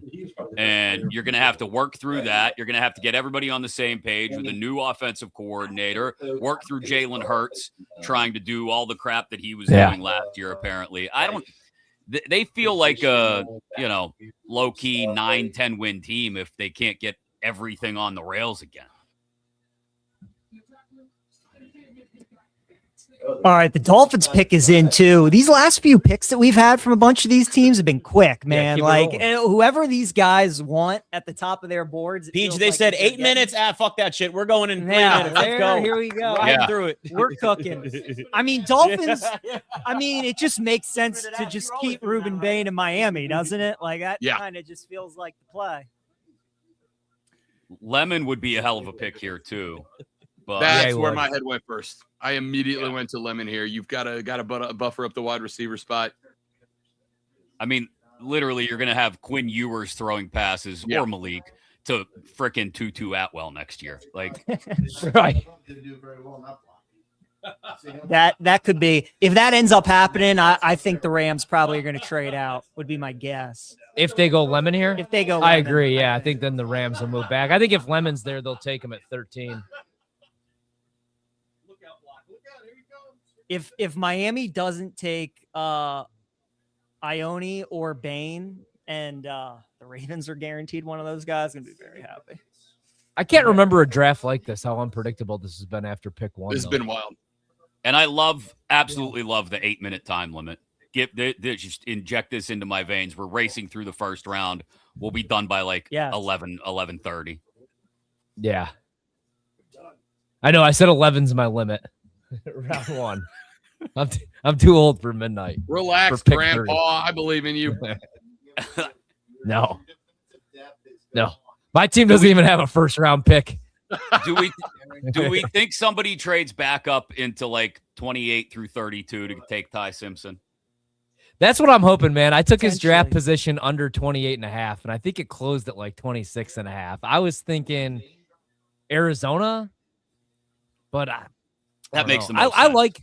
I like Ty Simpson. Shit, I kind of I'm not ready to write off Garrett Nussmeier. I think he's a project. I'm not taking him until day 3. Did you see the fourth round? But did you see the reports about Nussmeier apparently having a cyst on his spine, and that's why the injury wouldn't go away all season? If they got that fixed and that was legitimately hampering him, I like him more. He was never healthy. It was just a mess there. Again, I'm not saying he's going to be an all-pro in a weak quarterback class. I'm catching Twitter spoilers, and I just saw what the Dolphins are doing. Oh, you saw it? I saw it. I can't believe. My God. Is it disgusting? I find it disgusting because I really don't like this guy. They might have taken Ty Simpson. I hope no, not that disgusting. Oh, okay. No. Okay. All right, Miami, Goodell coming to the podium.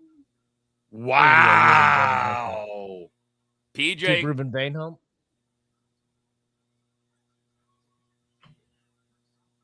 I want to see PJ's reaction. What? Proctor. Wow. Caden Proctor. Who's he blocking? Goodness. Yeah, fellas, I'm not that big of a Proctor fan, to be honest with you. I wasn't a fan of anybody on Alabama's offensive line. That's why I can make the case for Ty Simpson, man. I mean, when everything went to shit down the stretch, it's because he was under pressure on 80% of his dropbacks. That's actually a really good point. Go get your Jets Proctor. You were hoping for Ty Simpson at 16, aren't you? I was going to be pissed if the Steelers took Proctor at 21. So the fact that the Dolphins just took him at 12 makes my day. It's one less mistake for Omar Khan to make at 21. Yeah, get him out of the way. Exactly. I can't believe Miami does this at 12. Oh, though. the Dolphins. God bless. I think that's it. Alex Leatherwood. I'd have traded back again if I was Miami for that. Right. I agree. Or Proctor over. Wait, that just doesn't add up. I'm sorry. You got to keep Stafford happy. Now the Rams going receiver makes so much sense that they're not going to do it. Yeah, I got it. It's not even a great price, plus 170, but I need a winner. They'll end up taking a center. 13. This is the spot where if you're dying for an offensive lineman and you're sitting back there in the late teens, early 20s, you He's call moved. up Les Snead Yeah. and see if you can make a move before Baltimore jumps on Yeah, they need Ione. help on that O-line.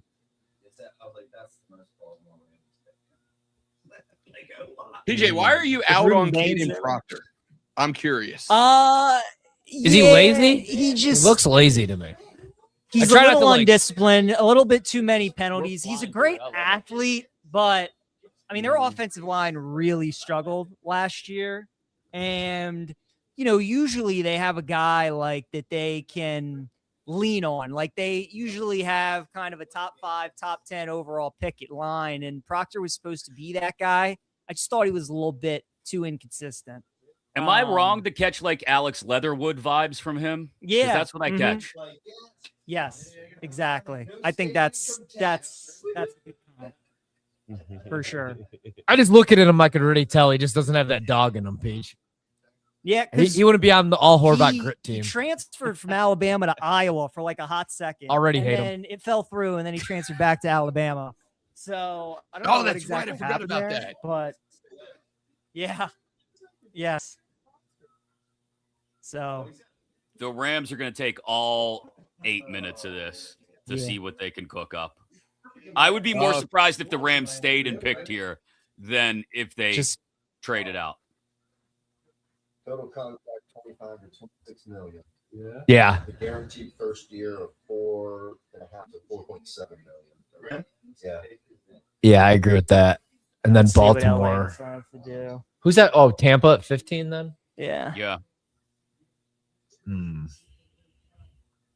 I'm just trying to think of who even would move up for an offensive lineman. This is why I wish Green Bay had a pick in the first round because they could use another tackle.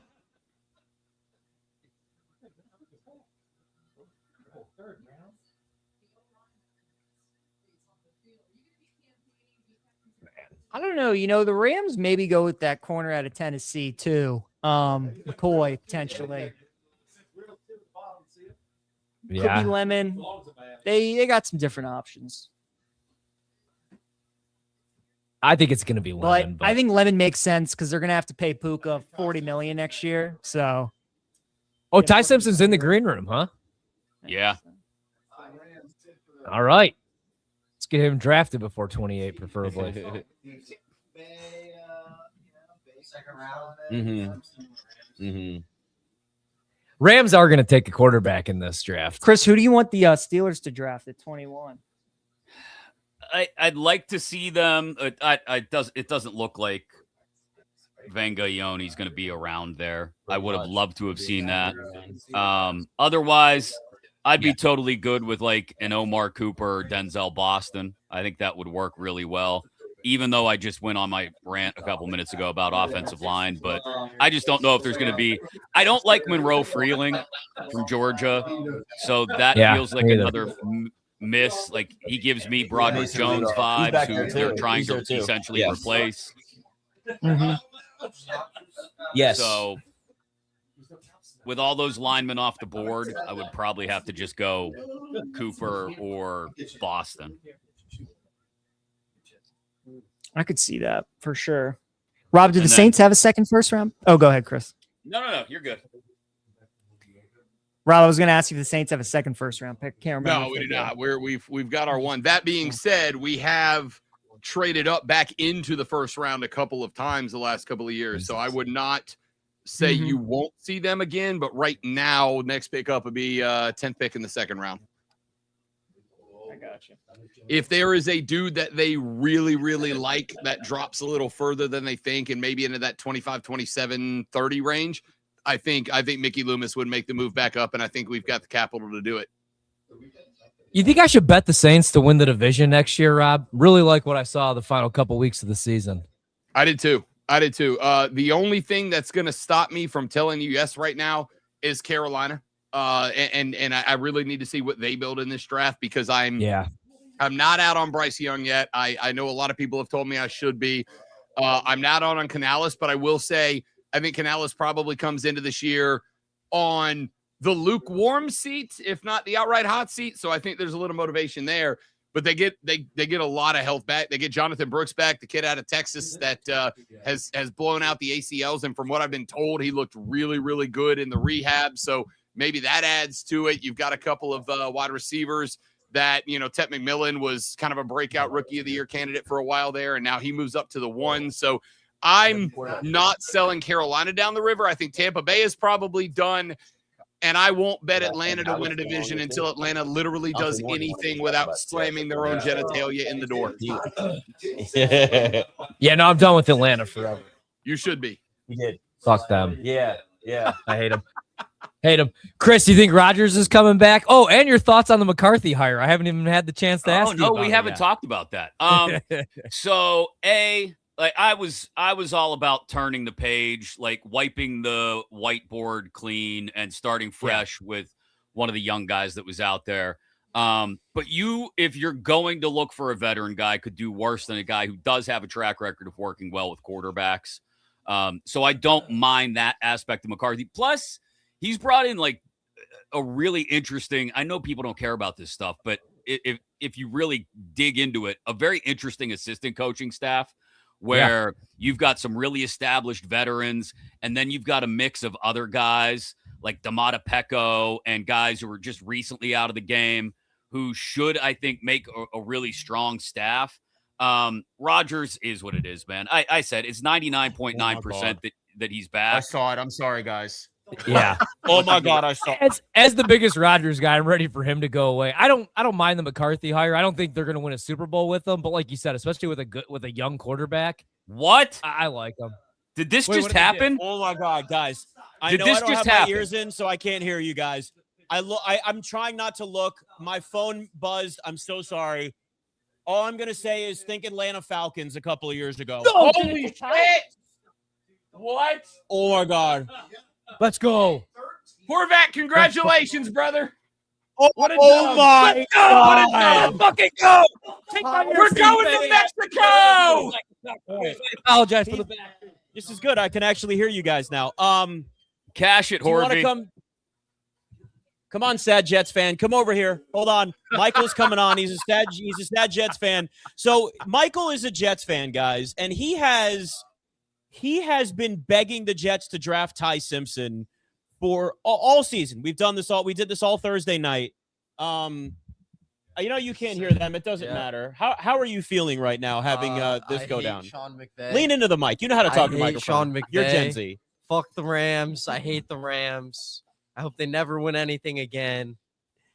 This was my future and it's gone. That was Nick, can you ask him Yes.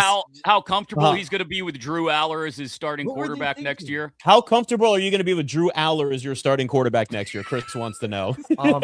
I swear, if he actually is our starting quarterback, I won't be a Jets fan anymore.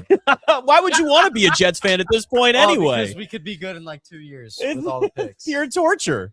It's got to be torture for you. If we get a Christian Hackenberg 2.0, I'm going to lose it. I mean, Christian Hackenberg 2.0 is that. What's next is Carson Beck. Now I'm on Carson Beck. Yeah, maybe Carson Beck at We're 16 switching. for you. There you go. No. There it is. I mean, it can't Such a have good all landing been Cade spot for Klubnik's Ty. fault, right? Oh 4 man. months I've been Oh, talking man. about this. I know you've been trying to speak this Ty's into gonna be existence good for with 4 the months. Rams, boys. Guys, let me He's ask gonna you be this. Now good. that Horvat's taking a break and I have ears and I can hear you, Femi Abebefe is going to jump on with us in a second here too. We're actually going to try a record. Real quick, I'll say this to Rob and Chris. Anytime you guys want to jump off, just go because we're not stopping until this first round is done. Yeah. But I'm going to say this before we bring Femi on. This draft, if like we look back on mock drafts, and again, we know it's lying season. There's a lot of shit that's out there that's not true. This has been so far off what anybody thought it was going to be that I look at this now and go, I mean, obviously this is the biggest surprise at Ty Simpson, but even Mansour Delane going where he went, like we have guys going way high up. And at the same time, there's always somebody that drops. Ruben Bain dropping in this draft like a rock right now. I want Yeah. him so bad. That's the pick. You want him bad? Oh man, love. Mendoza went 1. Yes.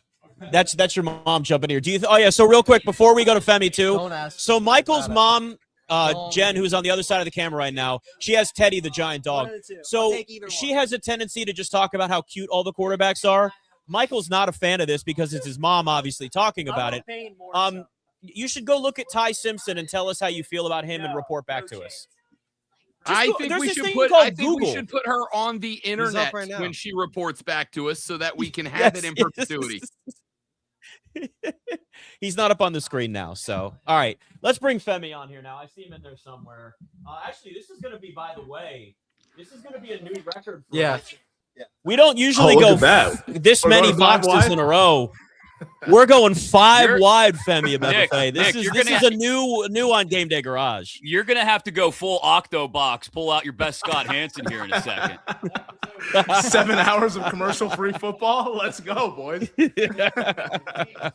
Femi, congrats on the best pick of the draft so far, getting Caleb Downs. I absolutely love it. I love it. Now, I actually wanted Ruben Bain because I'm a trench guy. I'm like, give me pass rushers, give me offensive. That's who I want right now. That's what I want. So, like, if your Ravens want to pass on Ruben Bain and somehow he makes it to Dallas at 20, I will be cooking with gas, and then I will be doing cartwheels. But off to a good start with Caleb Downs, who everyone says he was right. I watched him this college football season, but yes, if he's as good as people say, the Cowboys are off to a pretty good start with Christian Parker on this defense. Femi, as a Commanders fan, I was really excited to get Sonny Styles, and then I watched your damn Cowboys get Caleb Downs, and I went, oh, shit. I was praying they were going to trade up for Jeremiyah Love because that's a very Jera pick. It's like, we're going to give up a bunch of picks here, and we're going to go all the way up. That is a Dallas Cowboy right there, and Jeremiyah Love. But they made the smart pick, which I hate.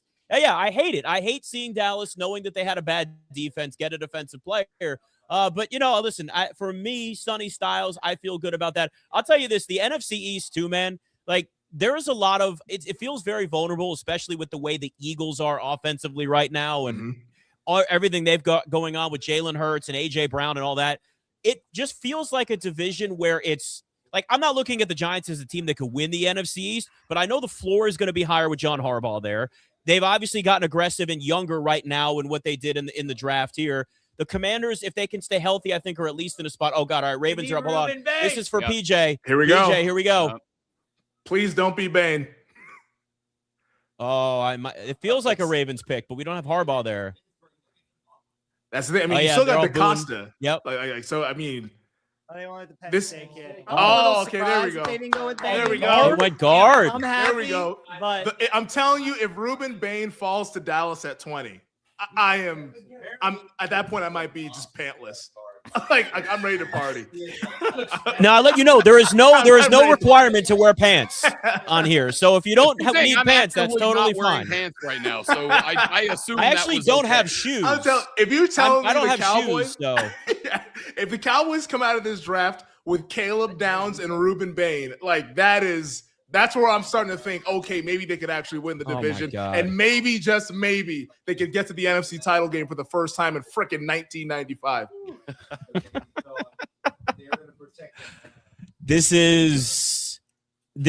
That situation that you're giving us right there, though. The Cowboys addressing defensive needs. It means a more mature Dallas Cowboys, which it's bad for everybody because George Pickens now, I was hoping there'd be more of a contract dispute, but he's going to play on that 1-year franchise tag, and it's kind of hoping this would be a little bit more drama, but I guess we're not going to get that drama, at least with Jared. No, it will happen eventually, I'm sure. Exactly. I was going to say, you're praising Jerry Jones and the Dallas Cowboys for the Caleb Downs pick. Just fast forward 4 years from now when they're fighting and there's a negotiation and Downs is holding out and we have to do that whole thing again. So that's coming in about 3 to 4 years if he's as good as we all think he is. But no, off to a really good start for the Dallas Cowboys. But can we, for a second, though, talk about this Ty Simpson pick here for the Los Angeles Rams? That seems I get it. They want this Matthew Stafford succession plan as Ty Simpson, who was a 1-year starter at Alabama. Pretty good, not like an elite prospect, but man, I didn't think that Ty Simpson was going to go in the first round. I thought it was all smoke and everyone's just trying to build up the interest with the quarterback love. And here he is now in the not only first round, but in the top 15 going to the Los Angeles Rams. They had to just be panicked about the Jets at 16, and that's why they weren't willing to move back at all. That's the only thing. But The only thing that explains that, Femi, is like they absolutely fell in love with Simpson during an interview, and McVay just, like you said, he sees Matt Stafford 2.0. See you, man. See you guys. That's what's interesting about it, though, because we have so many reports about how Arizona loved Ty Simpson. And to me, I'm like, if you're the Cardinals, if you really like this quarterback, you can't mess around and be like, oh, we'll just trade back into the first. Like, you got to take him at 3 if you really loved him. Either one, it was bullshit and they didn't love him as much as everybody was saying they did, or they're just the biggest idiots in the league and said, we're going to take the running back and try to get Ty Simpson at like pick 28. And all of a sudden, here's Los Angeles Rams and Sean McVay saying, actually, you're not. We're going to take him 13th. So it's something's not adding up with this Cardinals Ty Simpson thing. So hopefully for the Cardinals fans' sake, it was just that they were just feeding BS and they didn't really love him that much. But if they really did, as much as the insiders seem to indicate, that's one of the more horrendous decisions that you'll see in NFL draft history. I would like to point out that had the Cardinals picked him at spot number 3, we'd have had to kill this stream because Ryan Horvat's head might have exploded live on the internet and it would have caused a problem. I'll give you Horvat back here. He gets the ear again. Yeah. Listen, I don't mind that. I get what you're saying, and I'm not saying you're wrong. What I am saying is I really like my wife, but our first date was to Applebee's, not to Roost Chris, right? Like that at number 3 is not the move. But it's like if everybody said they wanted a quarterback. Now it could have all been this nonsense, and maybe they're looking towards the 2027 class, which is your Arch Mannings, your Dante Moores, all of those guys. But if we were to believe what the insiders were telling us, with the Cardinals loving Ty Simpson, you cannot mess around and pass on him at 3 and say, we're going to move back in, because there's way too many teams out there that might have been interested. And clearly it was right in their own division. The guy going to the Los Angeles Rams. Where do you guys think Dante Moore would have went if he didn't have that, that shit fest of a playoff game and he actually came out this year? Like, he definitely goes. Yeah, he's QB2 for sure. I think. I think Mendoza still goes ahead of him, but I think he's definitely QB2. Yeah, absolutely. Yeah. Rob, real quick, because I'm going to check out here in a second, guys. Yeah. I have to know, the first date at Applebee's, did you go with the appetizer platter to cut down on the check, or did you actually spring for 2 meals? Oh no, let me be very clear. Okay. I absolutely laid it down at the Applebee's. I mean, we went all the way through top to bottom with the riblets, the extra sides on the meal. I'm just saying, picking at number 3 is the Roost Chris. Picking at number 12 is the Applebee's. And I got to tell you, sometimes Applebee's okay, boys. Sometimes you knock down 3, 4, 5, 6 brewskis watching a football game, and you just want a crappy half-ass burger on the way home. Thank you, Applebee's. Yeah. All right. I'm going to check out, boys. Enjoy the rest of the first round. Thanks for having me. Let's pray to God the Steelers don't do something stupid at 21. No, let's pray that they do. We'll see you, Chris. Let's get some fireworks at the draft, though. They got the hometown crowd, so let's root for something stupid. I can't wait for the Steelers to fuck it up and Chris to just randomly pop back up on the stream for no reason. I'm looking forward to it. Take Garrett Nussmeier at 21. I'd love it personally. Please. Did you guys have you guys heard anything about Carnell Tate at 4 to the Titans? That seemed like that was the first surprise. Like I was like, okay, now we're cooking with some gas here with the surprises. Like everyone thought it was either Styles or Love or one of these defensive guys. Like I didn't see a Femi, connecting those two. I think they thought that they wanted Jeremiyah Love, was be there, right? They wanted Love, and then they panicked and they just went with the skill guys. What I think probably ended up. And I like Tate. He was awesome at Ohio State. Which, funny enough, like you look at all the guys that have been drafted. I don't know if you're an Ohio State fan, how you're not just furious at Ryan Day for how this past season went down. And Ruben Bain. So Bain just went. Oh, damn. I mean, that is great value. That is great value. 15. I like that. My two favorite picks: Dallas and Downs, and Bain and Tampa. I would point out, fellas, that in a division. I was going to say he does not look happy at all. He's going to have double-digit sacks this year. I guarantee it. He's small arms my ass, motherfuckers. That's what he says. He's a stud.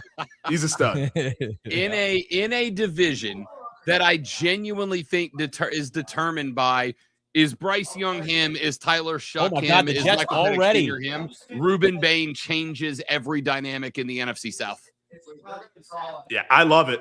I love it for that I love defensive it. line. Yeah, Yeah. like he is like watching college football. There was one guy that consistently stood out this season, and it was Ruben Bain. Like that dude is awesome. So, and you don't have to see. take him off the field, man. He's top 5 against the run too. Yeah, no, he's a stud. That's a good pick. And the Bucks do a good job. Like they just draft good players. Like Emeka Egbuka, everyone's like, oh, like Emeka, and then he ends up being a stud receiver. Like, yeah, they know what they're doing. That's a really good pick. Yeah, they know how to As a draft. football guy, I love this pick for Tampa Bay. As a Saints fan, I hate this pick for Tampa Bay. That changes the division. Yeah. I'm actually a little surprised, but probably not if they're guys there, that Detroit didn't move up once we got that little mini run of offensive linemen to try to get up to like 11 or 12. They're like minus 350 to take a lineman. They're sitting there at 17.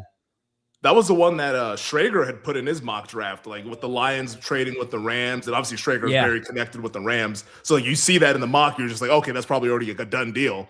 You know, like he never told Detroit. Yeah, but if Detroit's just sitting back, like, man, I mean, if they're taking Ty Simpson. Yeah,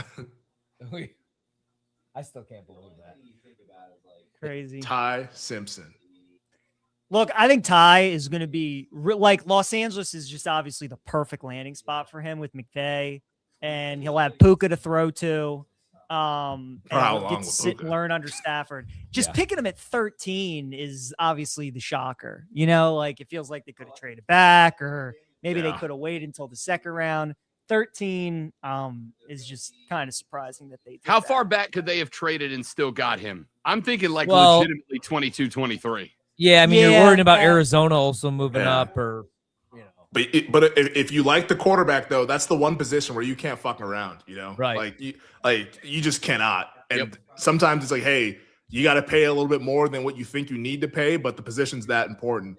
Like that's why I keep going back to Arizona, being like, hey, like if you guys really loved him, you should have just done it at 3. I know the owner wanted Jeremiyah Love. I love Jeremiyah Love. I thought he was a better running back than Genty a couple of years ago when Genty was going off for all those yards at Boise State. Like Love pops off the screen, but like if you like the quarterback, you just got to take him and then ask other questions later, you know? Oh, yeah. So that I walked into that. He gave me the headset. I completely agree with you on that, Femi. Like, I don't think that'd be crazy, man. Taking Ty Simpson. Yep. That's what you're talking about, taking Simpson at 3. I don't think that'd be crazy at all. I mean, like a lot of people would, shit on the pick, but you like the quarterback, get your guy. Make him a top 5 pick.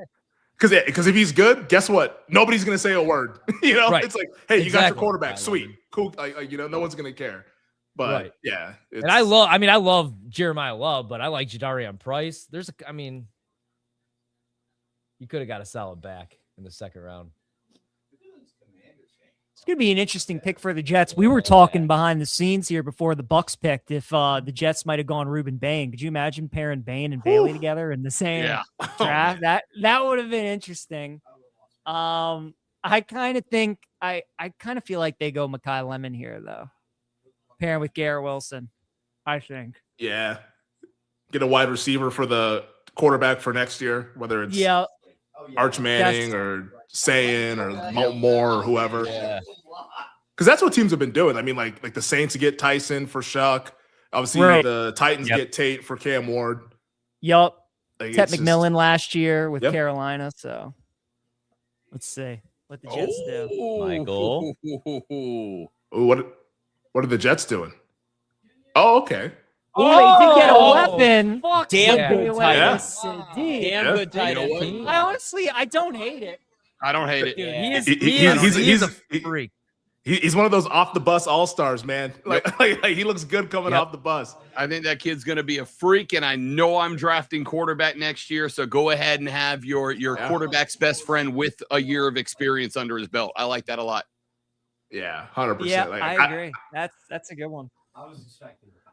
Oh my gosh. That's a great pick. So many bugs in here. What was his 40 time? Like a 4.4? Jeez. He's fucking ridiculous, man. Yeah, that'll do.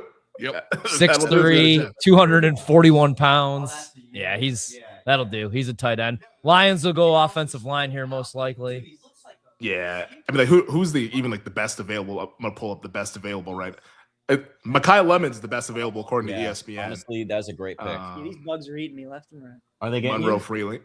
Shoot. But you guys got mosquitoes over there? What's happening? We What's do. going on? Yeah. Yeah, it's like a third world country over here. I was looking up. There's a lot of bugs. And Nick, I need you to take that money that you're making from having your feet exposed and put it into pest control, brother. Uh-oh. Is he on OnlyFans? What's happening over there? Oh, Atlanta, Oh, no. 109, 108. I'm on the Great, Hawks. Oh yeah. I'm The glad I NBA laid games one are- with the Knicks. Yeah. That's Oh. fantastic. Wait a minute. I'm so confused. So they're down 2-1. in 109, series, 108. huh? What's that? It's 109, 108. Did the Knicks Oh, yeah, lose? following along? Yeah, the Knicks Oh, lost. okay. Yeah, Hawks won. It's over. Hawks won. Oh, it's final? 109, 108. Oh, okay. Damn it. I'm doing the fate of the zigzags, guys. So tonight I like Minnesota. Is Aaron Gordon? Is he playing tonight? Because I saw Aaron Gordon's out. Okay, because I saw that he was ruled out, but then all of a sudden there was a report the Nuggets were saying that he was going to test it out. So I don't know if they were trying to do the whole gamesmanship thing or whatever. But yeah, if he's out, I mean it's not a great spot here for the Nuggets. No. All right, so we're halfway through and it's 9:45. Pretty good. So It's cruising. But I Yeah. will, and I tweeted this though, it is one of the unintended consequences of having it be an 8-minute clock as opposed to 10 or 12 minutes. They're way behind in terms of the broadcast and where the actual draft is. Usually on Friday, definitely on Saturday, you get 4 or 5 picks behind. But I'm man, we're in the top 10 and we're 2 picks behind. So I don't know if they got to work that out next year or what they can do, or because I've tried to stay off social media because I don't want the picks to be ruined for me. But yeah, it's sometimes you just scroll and you just see the Chiefs have traded up, and it's I guess. Yeah, that's the worst. I I do that sometimes when I'm out to dinner with my wife, man, and I'm like, man, I really want to watch. I'm going to DVR the game, and I'm going to skip the first half, fast forward the commercials, and then I'll always just go on Twitter. You'll see something. Boom, Nick's. Yep, you see it, and you're like, fuck, don't even got to watch it. That's the worst. All right, so let's see what the Lions end up doing here. It feels like O-line is probably. Monroe Freeling. Yeah, exactly. I like them going into next year too. Was all over their unders this year, but I actually like Detroit next year with that schedule. Well, we'll see what it looks like, but with the not playing the first place schedule. Yeah, that'll be good for them. Defense can't be much worse. I mean, Hutchinson will be another year healthier. Offense wasn't the issue, even with the whole Ben Johnson leaving and Morton, nobody getting along. They still scored points. Are the Vikings going to take Thieneman or whatever, the Oregon safety? Everybody had that in their mock draft. That was this year's Najee Harris to the Steelers kind of thing. Yeah. It's that Harrison Smith 2.0. I feel like they do. They'll probably just forget to get the pick in like they do every other year. Yeah, exactly. Just forfeit the 18th pick.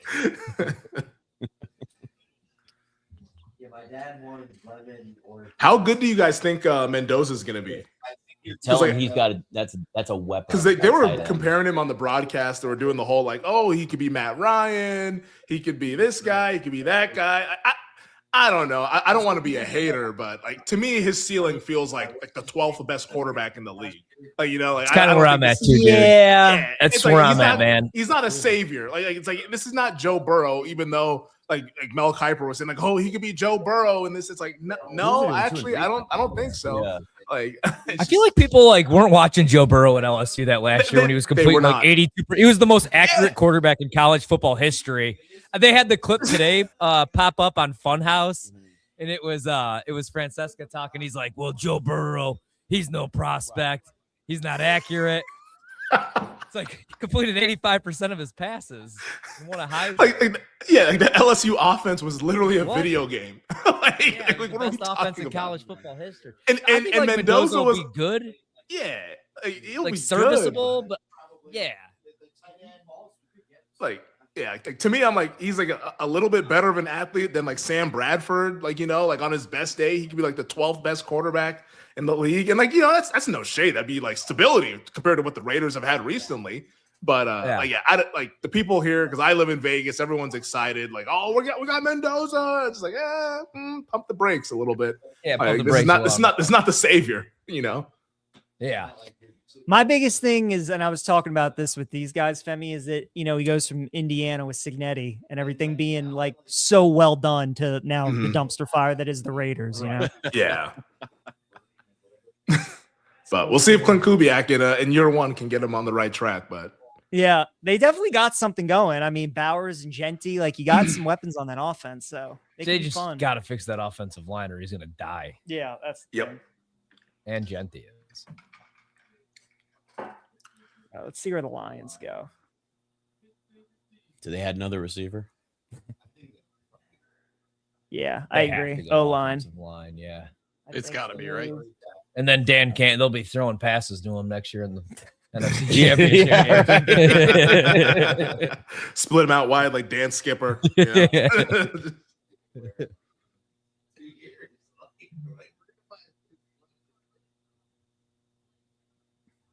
Yep.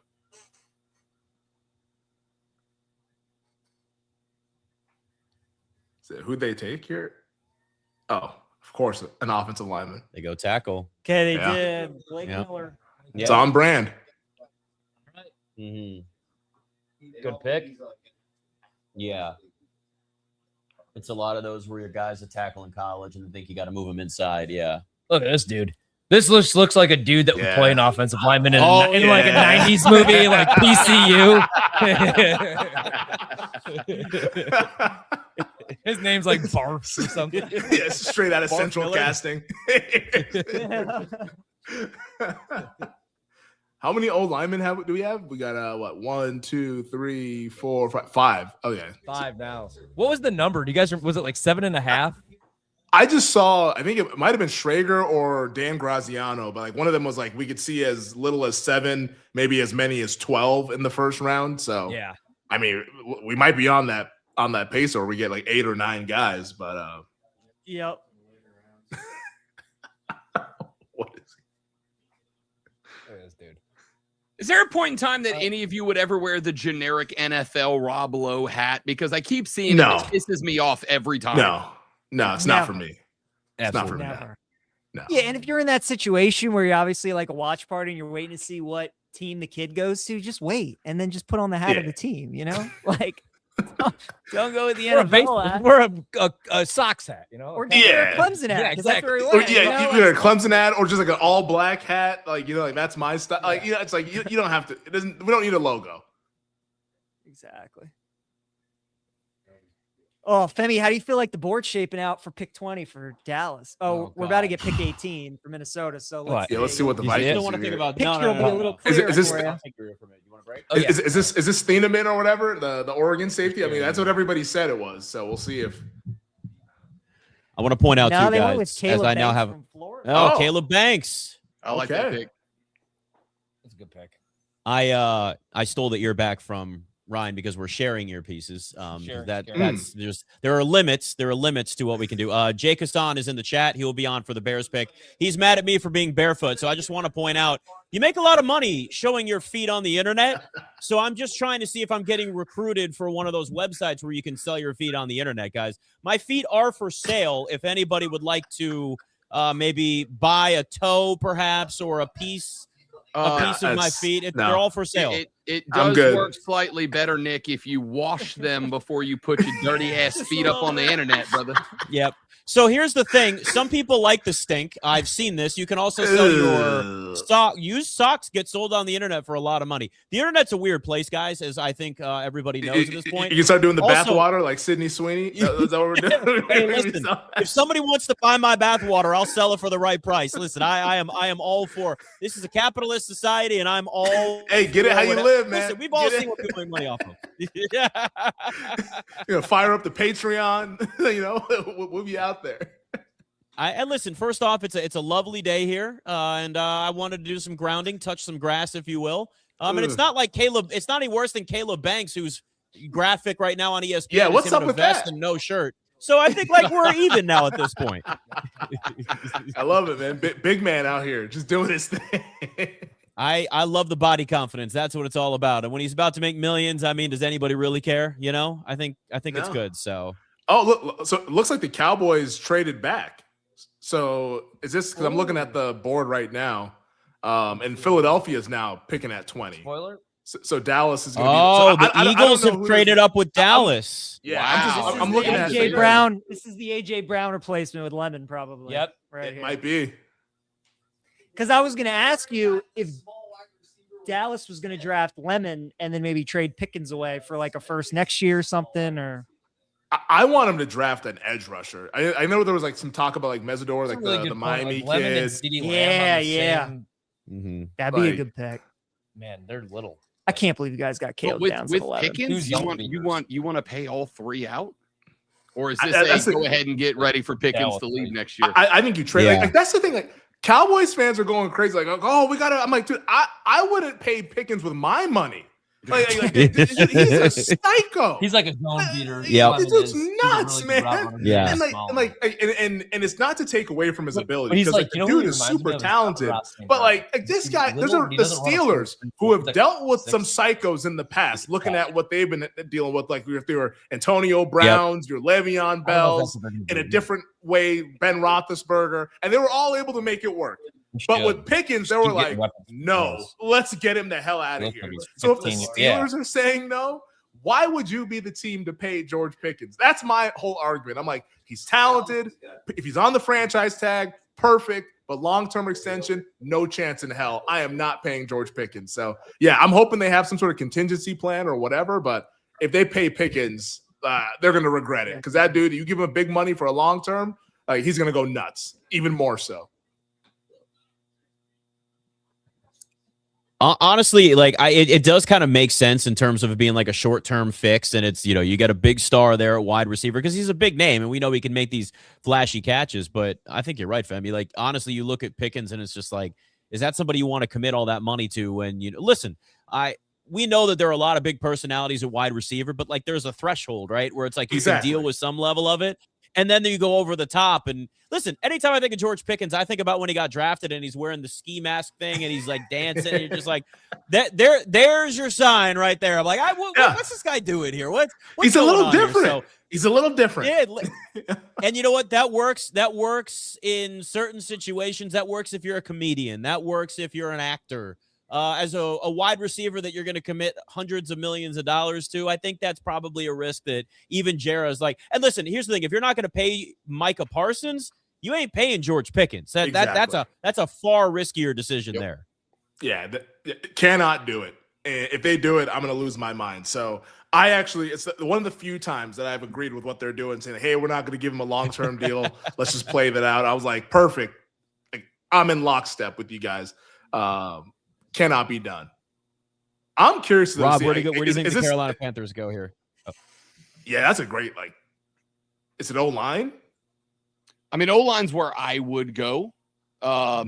You're set at running back, unless you want to partner somebody with McMillan. Maybe you go tight end if there's one on the board you really, really love. But with Sadiq going off a couple of picks ago, I think it takes that out of the equation. Linebacker. Is this a Mekhi Lemon here? Nah. Nope. Offensive line. No. They're going to go Monroe Freeland from Georgia. Offensive line. And I'm good with that. I like it. That's a safe, practical pick. I like it. Yeah. Yeah. That is. Yeah, I like that a lot. Great pick. At some point, too, they got to figure out what they're doing with Bryce Young's contract because that's the next dilemma. Yeah. Is, where that goes. He played well in the second half of the season last year. There was a couple of those games where it felt like he was sort of like it was like a Bryce Young referendum. And he was playing for his NFL career, and he stepped up and did it. So got to give him credit. It's tough with Bryce Young because you see those flashes and you see those moments, and then you look and go, okay, what's the ceiling? And this is where we get in that weird gray area with quarterbacks because we know how much the high end is for quarterbacks, and it's next guy up gets paid more, and that's the whole thing. But I feel like we don't have like a middle class with quarterbacks much anymore. Where it's like this guy's good enough, but do we need to commit $300 million to somebody that you still have a lot of questions on? And that's where the NFL really struggles right now is with those quarterbacks. CJ Stroud's going to be in a similar position, though I would rather have CJ Stroud over Bryce Young if I were picking one of those two quarterbacks. But given what we saw in the playoffs where he forgot how to quarterback for the Texans for a while, both those teams are kind of in a spot where they sit and go, okay, what do we do here now with that? And that's the dilemma that Miami saw themselves in with Tua. right? Because they were like, well, like we're not going to find better than Tua like immediately, so let's go out there and pay him. And then all of a sudden, like a year later, they've already shipped him out of town, and he's now on the Atlanta Falcons. So I don't know how they do it, but teams get desperate, and the quarterbacks and their agents know that, and that's how they go out there and rake in the big dollars. Even though there's a lot of guys out there where you look at them, it's like you're not the guy, but you're at least somewhat competent, so we have to pay you like you are the guy. Mekhi Lemon to Philly. Yeah, that makes a lot of sense. Yeah, that's let's get ready to trade AJ Brown. That's what that is. AJ will now be in the news cycle by the end of this weekend. But where's AJ going though? Can he go to New England with all the recent developments with like what's going on with Vrabel? Because I feel like if he goes, like they have to investigate tampering, don't they? Yeah, I feel like that's off the table. Like I don't know if they can do it. Yeah, that's a good point. It's gonna be interesting. Diana just deleted her Twitter. I saw like 20 minutes ago. It was all over social media. Yeah. So I'm guessing. I'm not going to speculate here, but I'm guessing more and more is going to come out about the situation, and it's probably only going to get worse. So that's a really good point, man. Where does AJ go? Also, I really like Mekhi Lemon, man, but he's like a completely different receiver than AJ Brown. AJ Brown's a physical. He looks like an outside linebacker. Mekhi Lemon he's like Amon-Ra St. Brown. It's not big receiver. Yeah, he's a little bit smaller. Really good player. He was awesome. Yeah, great player. Yeah. That's true. I still like the pick for Philly, but be just putting him in a position to get a lot of slot guys. We'll see. It's like who else out there would trade for AJ Brown? Like outside of like New England's the obvious one, but I don't think that can even happen anymore. Like, right. Who else needs a receiver? I mean, I guess you can make that, especially if it's AJ Brown, like a player of that quality, anyone can use him, but it feels like it's something that's going to come out of left field almost. And I think and almost if you're gonna make a move, like you have to be pretty buttoned up, right? Like if you can't be like the Raiders and trade for AJ Brown, that's gonna be an absolute shit show. But like Kansas City, Mendoza Buffalo, you know what I mean? Like it's got to be a contender. Yeah. Or is it the Rams? I think the Rams. I think I want to say called around on him a little bit. Yep. Maybe they decided to pump the brakes on that, but I mean, I guess they already have their hands full with what Puka Nakua's got going on and everything. But right. Yeah, it's got to be somewhere that has a strong head coach and a strong locker room culture. Do the Roger Goodell hugs get creepier as the night goes on? A little bit. I mean, he's into it. Like he is. Like, these are not half-hearted hugs. No, these are 100% bro hugs, and but like throughout the evening, the level of lean in gets progressively steeper. He looked like he tackled Mekhi Lemon, to be quite honest. But the hug is equivalent to like a hug that you would give like a friend that you haven't seen in like 3 years. Like that's what it feels like. Sew it on. Oh, that's taking their time. The last hug before your boy walks up to the altar type of hug. Like it's violent. Is there going to be a big production here for the Steelers pick? Oh yeah, definitely. Yeah, bring Terry Bradshaw out there. They already got Jerome Bettis up there for every pick. Yeah. Hey, shout out to the bus. Get Roethlisberger up there. Guess they couldn't get a hold of Antonio Brown. I don't know. No, he's stealing jokes on Twitter. Is he still doing that? Yeah, he is. I saw it the other day. I was like, dude, this cannot really be him, man. I need to know who's really behind this account. Is he still doing like the CT ESPN, whatever he was calling it? Yeah, I don't. I saw that CT. Yeah, CT ESPN. CT ESPN. Yeah, I saw it. I thought it pop up on my feed the other day. The For You. Oh my god! If there ever was an account that you would see on the For You timeline, it's Antonio Brown. I don't see it. Antonio Brown. Who again? I'm not sold that that's really him. Yeah, Pitt might go with Mesidor here, I think. Go with an edge rusher. That's a guy the Cowboys, I think, we're looking at. Mesidor. Here goes your Steelers Hollywood level production. Oh, yeah. I'll see y'all in 20 minutes when they make the pick. Yeah. Let's get the terrible towels, play Renegade. I still can't believe that they finally cut ties with Mike Tomlin only to hire fucking Mike McCarthy. Yeah. You know? Like, and I'll always love McCarthy. but that's just wild, man. I will say though, like, I am not here for the McCarthy slander that was out there when he got hired. And everyone's like, "Oh, you hired." I'm like, he's a good coach. He's won a Super Bowl, like, right? And he's great with young quarterbacks. Like everybody's like, "Oh, how could you hire McCarthy?" Then like 5 seconds later is doing cartwheels for John Harbaugh, who has the same exact resume. Like, exactly, what are we doing? You know, like, it's like everybody's out there like, "Oh, Sean Payton, wow, Sean." It's like, dude, look at his McCarthy's resume is the exact same. And it's like, well, he had Rodgers. That was always my favorite take. That was always my favorite take, man. I was like, McCarthy has a better career winning percentage than Sean Payton, who everybody's obsessed with. But because Sean Payton texts every media member and was in the media for a year, and McCarthy's doing God knows what, then everyone just like slanders McCarthy's name and is like, well, Sean Payton is just a mastermind. Really? Because like he missed the playoffs multiple times with Drew Brees. What a mastermind. With Drew Brees, yeah. Oh, they're going all in. Yeah, this is going to take a while. Apparently, we're going to get an entire Rush concert. Oh, yeah. Sticks, Rob. Sticks. Play Renegade. Oh, they must be playing it. Yeah, they are. They are. Okay, they are. And have been for the last 22 minutes. Look at that crowd. Yeah. Dude, so many people who go to the draft. There's like I just couldn't imagine like standing in the back right there for pick 22. You know, Thursday night. They could do this thing in my backyard, and I have no interest in going. Right. I'm with you. Like, is this like New Year's Eve at like Times Square? Like, is there a place for you to go to the bathroom, or do you have to wear a diaper? Like, how does this work? That was the first thing I was wondering. Like imagine the bathroom lines. I think there are a bunch of porta potties over on one side, but yeah, I mean, if you're like, like Honey Bucket Alley, that's like, is that what we got? What are we bringing out every high school football player in the state of Pennsylvania? Like, what's going on here? Led by Jerome Bettis, the boss. Love it. Man, look at all the phones. Dude, the boss is getting some work tonight. He's been up there every day. He is. Remember when he was on NBC? Yes. Yeah. He's looked the same since the 90s, too. Good for him. Do your thing, Jerome. Right.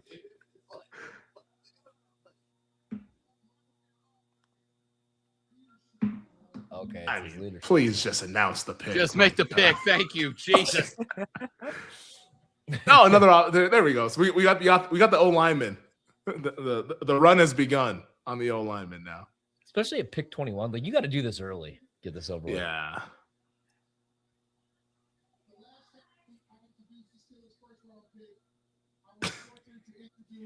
Oh man.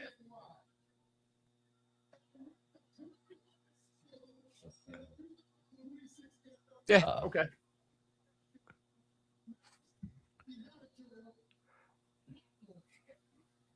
All right, they went O-line. That's 2 Arizona State guys in the first round. Yep. Yeah, Tyson and him. Yeah, it's like, 2 years ago, I guess they were in the playoff, but I'm like, what the hell happened to them this past season? I guess Levitt he was hurt for a little bit, wasn't he? Or yeah, he was hurt. I also just don't think he's as good as everybody. After the Elite 11 camp, everybody was like, man, you know who the best quarterback was this summer? Sam Levitt. And I was like, get the fuck out of here. I'm like, no way. It's like, we've seen him play, guys. You're not going to lie to me. Yeah. Come on now. Like, these were the same people that were trying to sell me on Graham Mertz a couple of years ago. Oh, my God. Dude, there was that one. It was like the first game they played at Illinois or somebody. And yes, I was like 90% of his yo, passes, this might be the guy. Yeah. Like in that game, then he looked like and then he caught COVID the next week. And then he caught COVID and then he hurt his shoulder and he was never the same. He had one game against Illinois. Yeah, he balled out. He was like I was watching that game. I was like, holy shit, Wisconsin's got a quarterback? Like, damn. Yeah. And he was a 4-star. Everybody I was doing radio in Wisconsin. People were calling in, dude. Like, yeah, he was a junior in high school, and people were calling. Like, you would have thought he was Arch Manning. And then he got there, and I look, and he looked like he was in 8th grade. Never made Oh, it. man, that That guy's never got made a it. bullet shot Man, right whoa, now. dude. Yeah. Whoa, come on. He's showing Officially- cheeks on national TV. Children watching this. You at least got to get drafted to show the cheeks. Man. You Yeah. can't be, What are that just can't be your What are home. we doing? Pull up your pants, young man. Like, come on. I don't want to sound like old guy yelling at the clouds, but like let's hike him up here a little bit. Goodness. Oh man. All right. Good for him. Chargers He seems 22. genuinely happy. Tears of joy. Mhm. That's awesome. Good for him. How many more trades you guys think we get in the first round? Over, under 1.5? I'll go under. Hmm. You know what? Actually, later round, maybe. Yeah, I would go over. Yeah, I'd go over. I think we get Like, 2. I think Yeah, we maybe get some two. Jocelyn with some of these teams. Like, where's Buffalo? 26. San Fran 27. Yeah, Seattle loves trading out. I would say New England, but Vrabel already spoke earlier today, so he was able to knock out that press conference already. I was just thinking. Yeah, he handled that one. He said, I'm gonna go out and get in front of this thing and just repeat what I said the other day. It's like, all right, man. Not sure we needed this press conference, but Exactly. we appreciate Right. the I just want effort. them to get Right. so bad. But I mean, I think that ship has sailed. The Denver Nuggets have 9 points with a minute to go in the first quarter. Yeah, the fate of the zigzag. Who do I got Yes. tomorrow? Tomorrow I'll bet. No, So let's see. You gonna bet I like, OKC? Maybe, I don't know like- if anyone wants I like- Phoenix. Having to be. I like Portland. No, I don't want any of the. I like Portland a little bit tomorrow. I think at one Yeah. plus 1.5. That It's gonna Wemby take till, injury like, sucks. training camp. It sounds like Austin Reeves might play tomorrow. Saw Like, if that. he, Yeah. If he plays, where does that? Like, are we gonna? Is Houston gonna go down to like what 7.5? Like maybe 8? Probably. Yeah.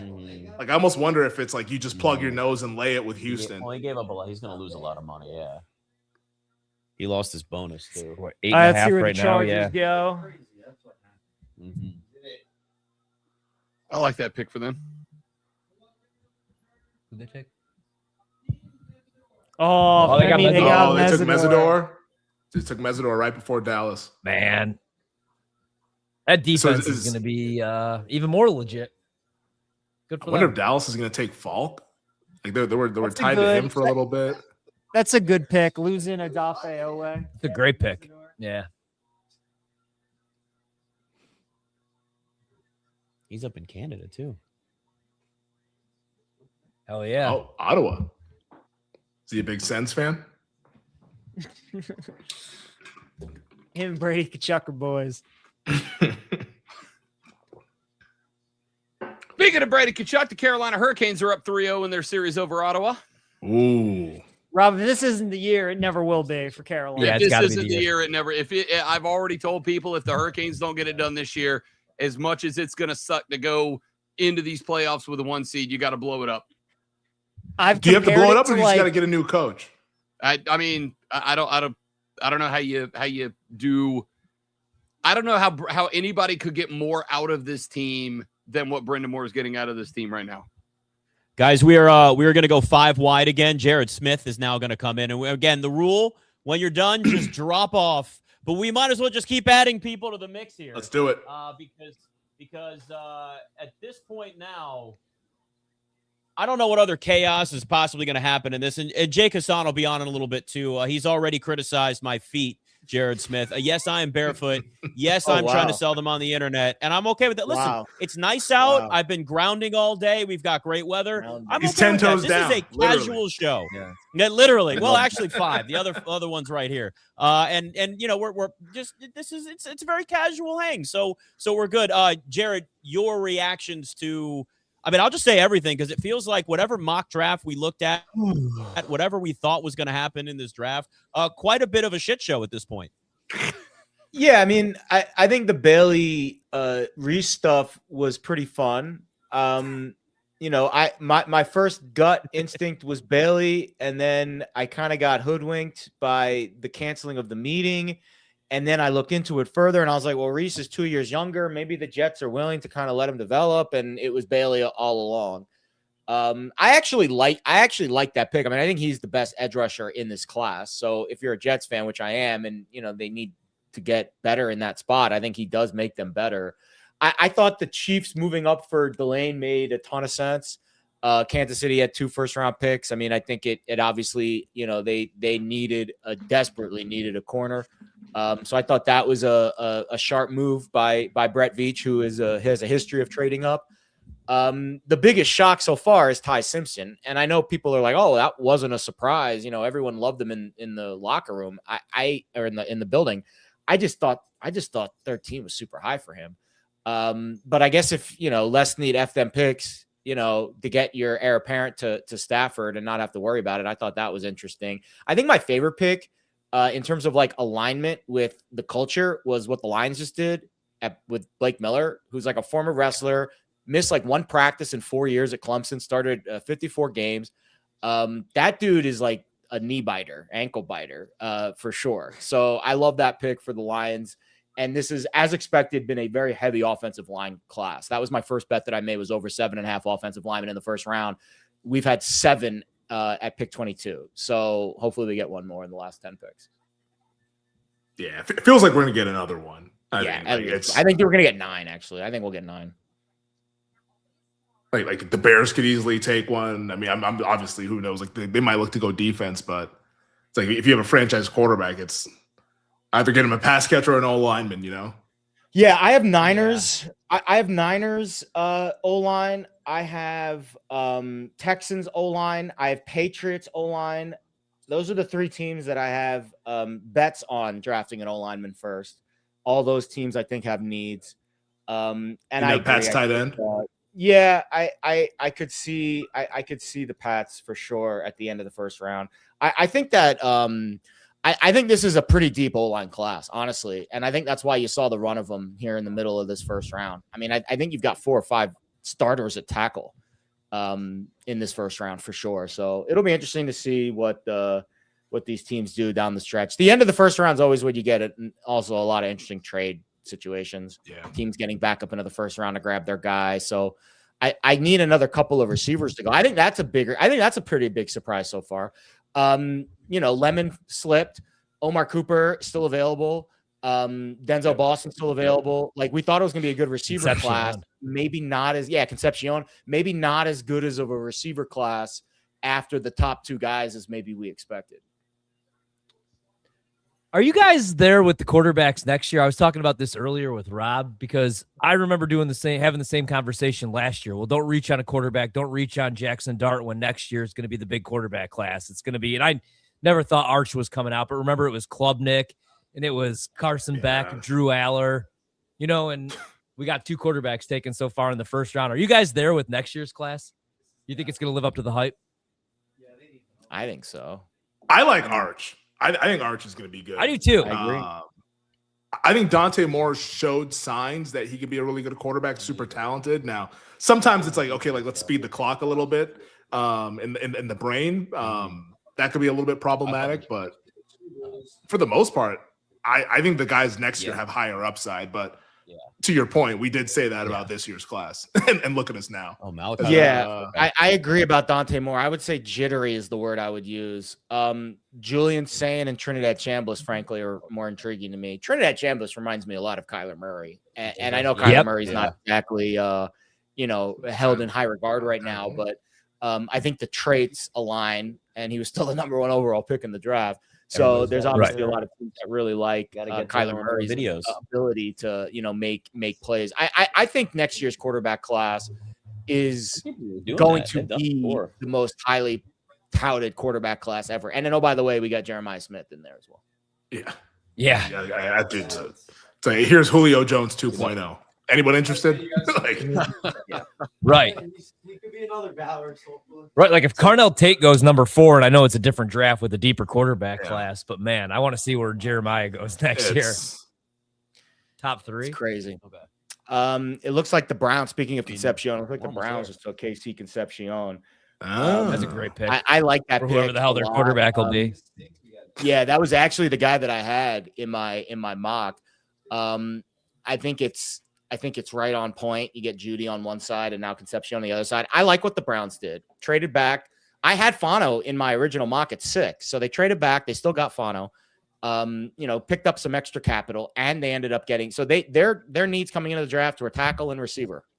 And they got both in the first round. I think 2 starters. So I think Cleveland, if they could figure out the quarterback situation, we'll see what the Myles Garrett scenario plays out like. But I think Cleveland is definitely I think they had a good night. I think Cleveland had a good night. How do you guys think the insiders have done so far tonight? Like obviously they've gotten some stuff right. Like some stuff, it's like, okay, like I don't remember seeing anybody saying Carnell Tate. I brought that up, Jared, earlier with the guys. I was like, no one tied those 2 entities together. But for the most part, it feels like they've done pretty well. Like Kansas City was talked about as a trade-up team. They traded up. Jordan Tyson is a lock for the top 10. He goes 8 to New Orleans. Like you mentioned Fano to the Browns. Everybody was mocking that. They get him at 9 instead of having to take him at 6. It feels like the insiders did pretty well so far in this draft. Schrager had Delane to the Chiefs in a trade. Yeah. McShay had Ty Simpson to the Rams. He was the only one who had Ty Simpson to the Rams. I'm looking at their mocks right now. Lance Zierlein had Tyson to New Orleans. So that was a solid. Oh, there you go. They all had. So I mocked Caleb Downs at 12 to Dallas. They obviously traded up for him, but I thought that was a great spot. Zierlein had the Cowboys trading up with Cleveland to get Caleb Downs. So he called the fact that that Cleveland wanted to trade back, and I think the Caleb Downs to Dallas situation was. It just made so much sense with Christian Parker coming in and the way they run that scheme. It's super zone heavy. I like what Dallas did in this draft. They just picked up Malachi Lawrence. And I think this is a really good draft for Dallas. I think Kansas City, we'll see what they do here at the end of the first round. Maybe receivers are back in play. Maybe it's Denzel Boston. Maybe it's Chris Bell. Those are 2 names that I like a lot. I think Miami's got another pick in this round. I think they need a receiver as well, right? They just got rid of their top 2 guys in Tyreek Hill and Waddle. So I think, Miami and Kansas City both in play for a receiver here. So I think Buffalo, Chicago defense, like that's kind of where I see the next couple picks going. Then I think San Francisco, Houston, Kansas City, Miami, New Orleans, New England, Seattle. I think there's going to be at least 1 or 2 receivers over these final 5-6 picks after Chicago, Buffalo. Yeah, San Francisco feels like a pretty decent receiver spot, especially with the whole Brandon Ayuk. So I don't even know where the hell that is at right now. Are they going to cut him? Are they going to trade? Has anybody seen him since he was speeding or whatever by the facility? That's the last I've seen of Brandon Ayuk. Looking rough. Yeah, he looks like he's about 285 pounds too. Yeah, he was a hell of a player, but. I guess went down the wrong track. Yeah, which is crazy. There's definitely some interesting storylines too. I think heading into day 2 now. I think you've got now that Simpson went really early and he's completely off the board. I think the next round of quarterbacks is intriguing to me. Someone's going to draft Carson Beck and Garrett Nussmeier maybe tomorrow. Yep. Arizona is probably on the table for it. The quarterbacks always go earlier than we think, and I don't know who's going to be the right landing spot for. I hope Arizona doesn't take Carson Beck. I think if Carson Beck goes somewhere where he can sit behind a good starter, I think he's a guy that really intrigues me as a guy that maybe has a chance to grow into a decent starter in this league at some point. I don't know how I feel about Nussmeier. I haven't watched enough of him. He's been injured a bunch. And I think we all know how I feel. Yeah, we've been hurt. And we all know how I feel about Drew Aller, which is he's the caboose of this quarterback class, I think. Which is crazy, man, because I thought there was a legit shot. I thought they were going to win the title last year. He was going to be a top 5 pick, yeah. I would like to point out earlier that Nick asked a Jets fan how he was going to feel about Aller being his quarterback next year, and the Jets fan left. Just left. Goodbye. Well, we've done that with Christian Hackenberg. I was going to say, we've already gone down this road. What's worse though, Aller or Hackenberg? Because it feels like Aller, we never really took off to the levels of the Hackenberg hype. Hackenberg, I mean, people thought that he was going to be like Troy Aikman or something like that. It was like this is the guy, and then he had that final year, and it's whoa, this is not the guy. No, but I just think it's TSS, Femi, tight sphincter syndrome with Drew Aller. I think it's tight sphincter syndrome. I think he gets into these big spots and he clams up, and I don't like that. I don't like that in the NFL. I don't like that in the NFL. at all. I will say this though about Nussmeier, because like it came out, I think it was either last week or a couple weeks ago, about like the cyst that he had in his back or whatever that had to be removed. So like maybe he was playing through that his final year. I don't know how good he'll be in his NFL career, but I loved watching him play because sometimes these college quarterbacks, it's like little dink and dunk, bubble screen, dude, Nussmeier's firing the ball down the field, and so he's going to run into some turnovers, but I love that he's aggressive. So maybe under the right tutelage and the right system, somebody can get a productive starting quarterback out of there. But I think he's an intriguing guy if he can get healthy, which it looks like he's on the right track now.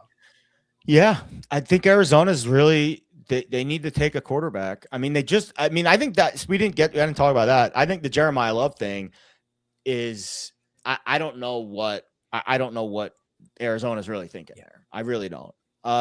So if now that you have Jeremiyah Love, like you can't go into the season with only Jacoby Brissett as your starting quarterback. Like you just can't. So Arizona's got to add to that room, and I think it would make sense considering you just added Love, and I think that was for getting butts in the seats. Arizona has had one winning year in the last decade, so like I think that came from the ownership group, and they're like, listen, we gotta figure out a way to get some excitement back in this franchise here.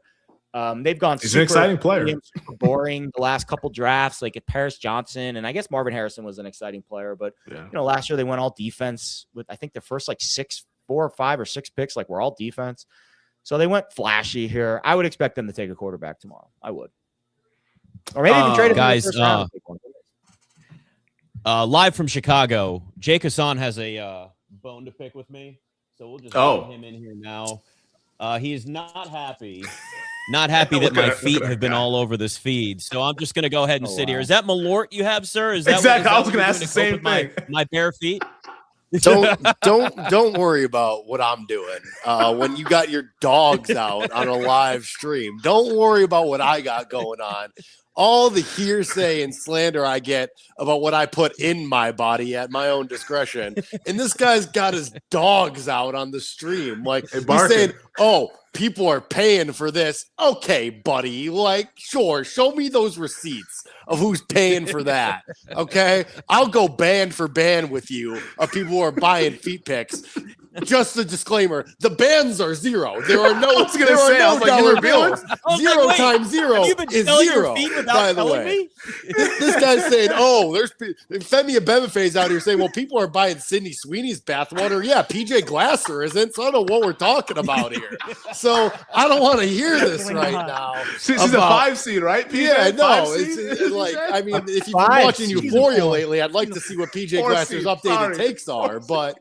Listen, I mean, I'm just happy to be here. It's a great day for your laptop to kick the bucket. It's a great week for you to leave your good headphones at the bar at 3 a.m. I've had a just sinus infection day 3. I've had a banner week over here. Sounds rough, bro. I mean, you're playing hurt, so I can respect that. I think that's the most and important you're still thing. boozing. Who said I'm hurt? Well, listen, Jared, the only way to burn out a sinus infection is I get these twice a year. The best way for this to burn this out is alcohol. No virus can live in a body that's 75% alcohol.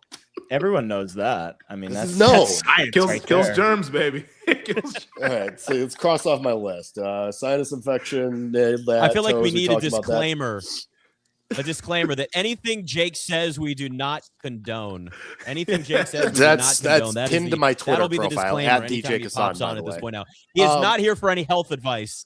No. I'd also like to address that Rob Brown said, "What is this, a Rush concert?" And Femi Abebefe immediately went into Styx. Immediately, not even a hesitation. Immediately went into just a completely different song, same genre. I'm just saying, but Renegade's their deal, though. I do know me. Rush, I prepare to be Rushified. Shout out to I Love You, man. I'm there. Worse, somehow worse. Somehow the Rush reference coming from I Love You, man. Somehow worse. If anybody thought I was coming here for actual draft analysis, you are sorely mistaken. Oh no, we knew. We knew what we were getting ourselves into with you. I mean, I knew exactly where this was going to go. Like, I could ask you right now, what do you think the Bears are going to do with this pick? And you would probably. I know. I'll tell you exactly what they're going to do. Somewhere else. I know. I'm going to tell you exactly what they're going to do because it's been the same thing. it's so Bears for them to streamline exactly what they're going to do. They're going to take Emmanuel McNeil-Warren because they need a safety, because they let every safety walk out the door, and that's going to be that. And it's over. Thanks. Hey, how you were doing? half That's right. That's You were half right. They did draft a safety. Thieneman, or who they take? Thieneman. Thieneman? Yeah. Same thing. Whatever. Cool. We That can all would've- have honestly, I think that probably would have paid out pretty well.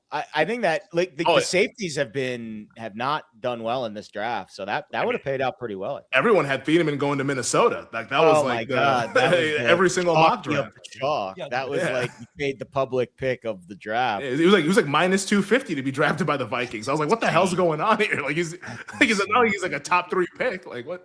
I did that thing in the draft again where I made way too many bets, and I'm gonna end up probably finishing like dead even. Like I made like 40 bets and I risked like 60 units, and I'm gonna finish like dead even on the night. It's like why did I even God bless you. I'm on the sidelines in this draft. I was like, you know what? I'm just gonna watch and I'm gonna hope for chaos because that's what's entertaining. That's all I'm hoping. You didn't make any bets, huh? 0 bets this year for the first time in forever. That's 0 bets on crazy. the draft. We bet baseball today. We did bet the Mets, so shout out to them. Two-game win streak. There you go. It was the famous fallen hero spot after Francisco Lindor. You know, it's like Lindor goes down last night. It's like I'm betting the Mets. Here we go. And they also get it done. just so Mets to like get Soto back and immediately lose Lindor. Just like so, it's chef's kiss. Yeah, I'm too busy over here waiting for the Marlins to win the NL East, and this is where Rob Brown just jumps down my throat. Oh, I would do no such thing about that sub 500 ball club in the NL East where the Atlanta Braves are currently running away with it. I wouldn't do that at all to you. The Braves are winning that division by 10 games, I think. As people's elbows explode left and right. Shit secondary. Yes. Oh, hi, Horvey. What's up, buddy? First white safety in Bears history, Jake. Trying to take the Eagles. That's yeah, Eagles great. Plan. Can't wait for the think pieces on that one. Exciting whites. That's what we're doing. Exciting whites. Reese's hairline's intact. We'll take it. You know what? Fine. He's got the sunglasses at night, so you know you got yourself a cocky asshole out here. You know the cream is what's that cream suit? I'm not. You know what? Is he in fucking Miami? Like he's got the 21 Jump Street Channing Tatum thing going, and I'm not sure I like it. I gotta. You know, everybody just hates this dude. Like, yeah, he has nobody anywhere near him. He has no entourage. Everybody just hates this. Horvat's the only person that's gonna get this, but he's the kid from Naperville who says he's from Chicago and takes the train in every weekend just to drink under the train tracks. He's a suburbs kid. Yeah, he's a burbs kid. I hate him so much. I love him. His wardrobe is nice, but I'm just like, bro, you're in Pittsburgh. You're not on South Beach. Like what's going on here? I might buy his jersey. He's the guy whose dad bought the youth center to knock it down and build the hotel in every. He's got the chains. He's got the chains too. Okay, well, you know what? You know what? I'm back in. This is a man who hasn't slept in 4 days. I'm back in. I'm actually back in. Wait, why hasn't he slept? Look at his face, on. This guy's a douchebag his way all the way back around to I love this douchebag. This guy's got a bag in his wallet right now, actually. He hasn't slept in 3 days.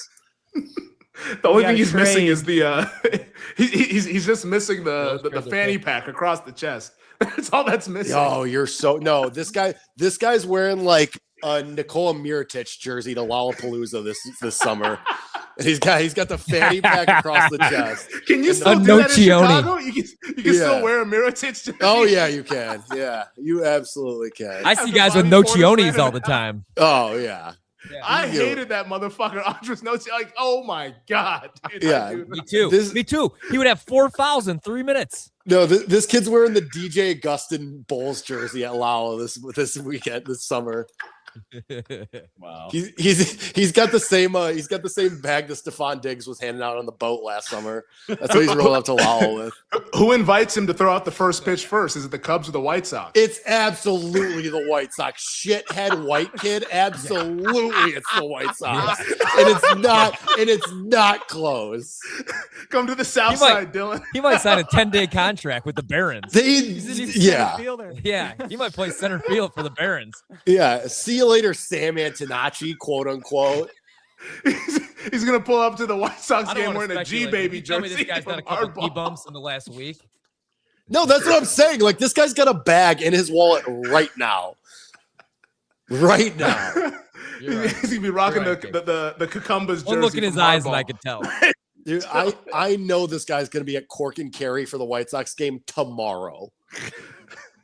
Okay, so we've established he's a Southside guy. He's not a Wrigleyville guy. No, he's not hanging out. He'd be eaten alive. Anyway, this has been the Jake Hassan variety 10 minutes.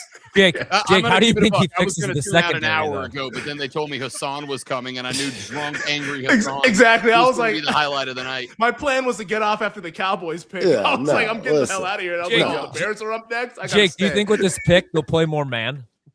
Oh, you know what? It's really hard to say. But anyway, Or speaking of playing man-to-man, how about Diana Orsini? Am I right? My list. I might need to get off the street. just been an all. Come on, it was right there. It was right there. That was a lob. I had a post go viral earlier today about line with her. So she hold on. This is good. I've crossed everything off my list. By the way, we're just. So she tweeted out on November 12th, 2020. She tweeted out, "We have a big one tonight in Nashville." She was covering Colts Titans. Oh, I'm sure.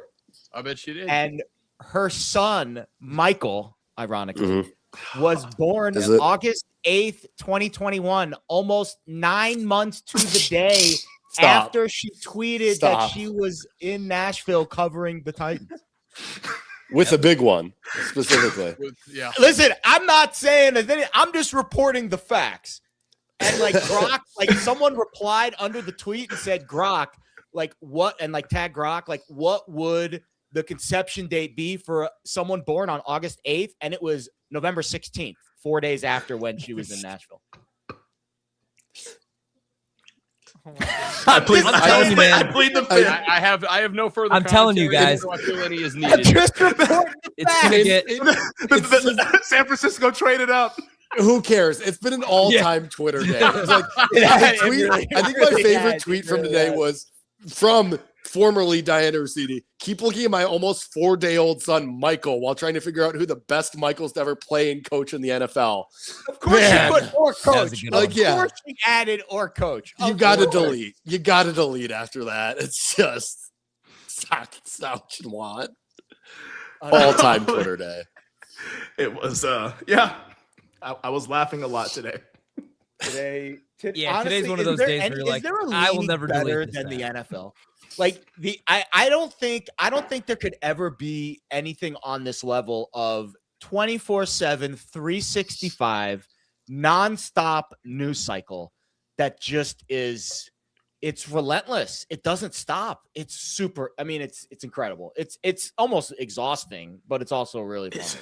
It's the greatest reality show, man. It is the greatest. I will say one thing where I draw the line. The guy on Twitter today who called it the Vrabel hammer needs to be buried under the prison. That guy needs to be buried under the jail. That was so crazy.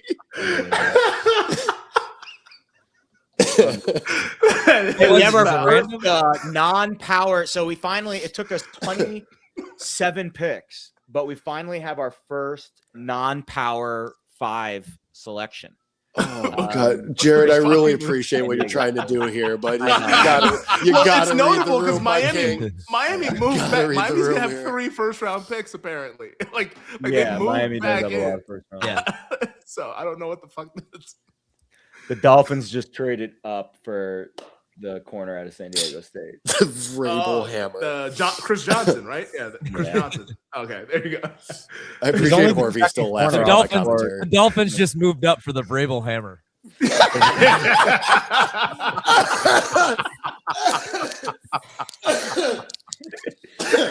Jail immediately. That's why I gotta get the hell off this stream.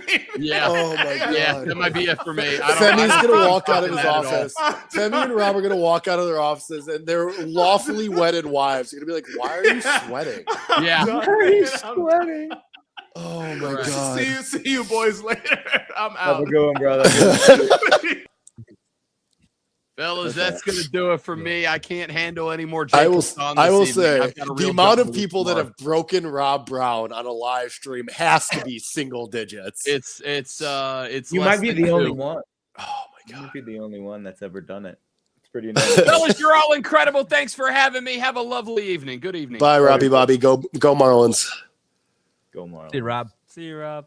Go Cubs. So what do you guys want to talk about now?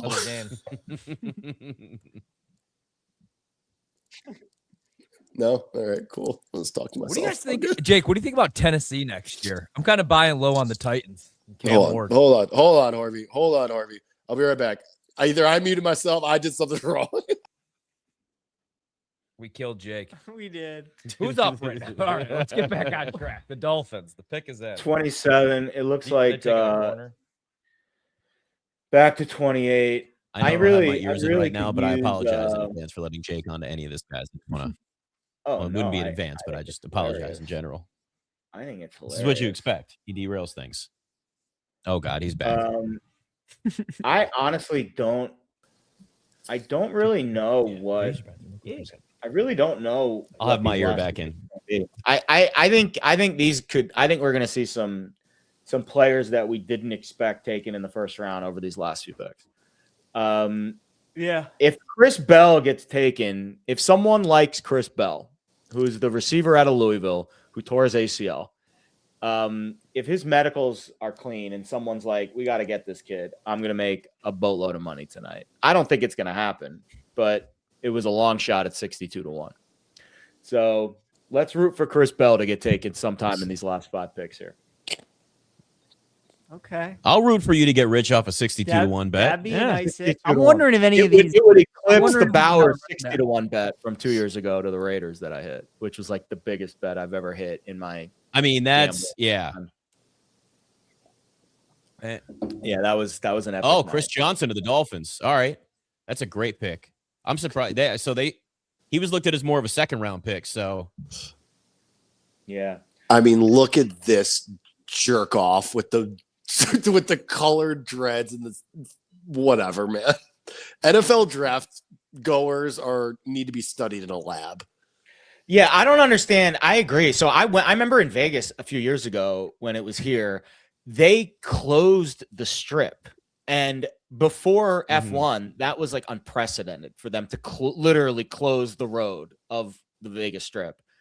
And I remember walking up and down it like right before the first few picks, and it wasn't where the draft was. The draft was like off the strip a little bit, but it was just like icky. Like it was just like a melting pot of like every fan from every team imaginable, like just commingling in the drunken horde of mess. Like it was like Coachella meets the NFL. It was weird. It was weird. I mean, you don't have to did not sell me like on the it, vibe dude. I'll at all. come next year. Jesus, fine. Like did you don't have not to do like that it. big of a sell job. I'll be there. I think it's in DC next year, right, guys? It's in it is. It's in DC. Yeah. No, I can't go DC to- Jake I'm is not going to allowed- be classy. Yeah, I'm it's not on the allowed to go National to the East Mall. Coast okay? anymore. I'm not allowed to go to the East Coast anymore. Barred. One thing I can Banned.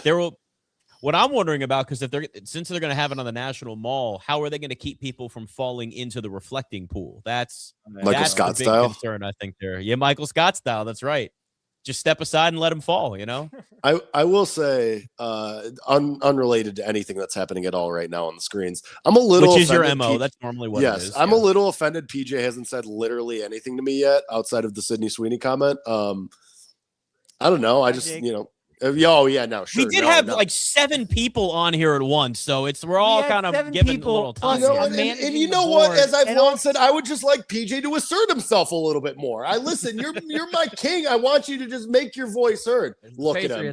Here's the Patriots war, and look at him, just head down. You ain't hiding from nobody, my man.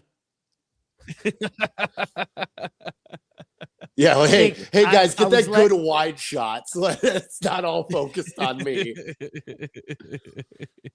Jake, Yes, I was trying PJ. to let everybody else talk, and I'm focusing on the board over here. I'm writing down all the selections. Yeah, PJ is the responsible one. PJ, the board's not going anywhere. It's on I'm legs. locked- It ain't going I'm nowhere. locked in.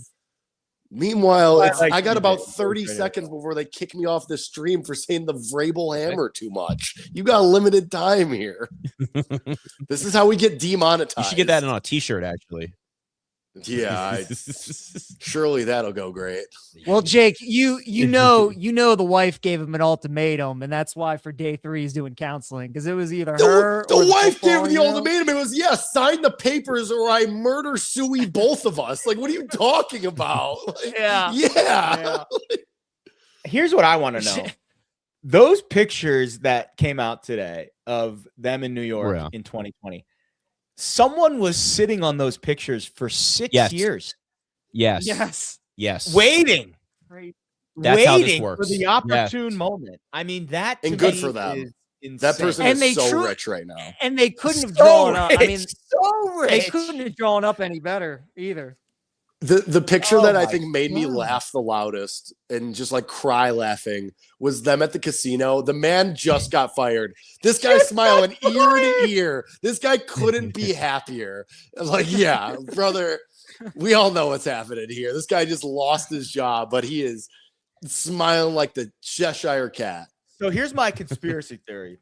Is it possible that the Titans found out about this and that was the reason he was fired?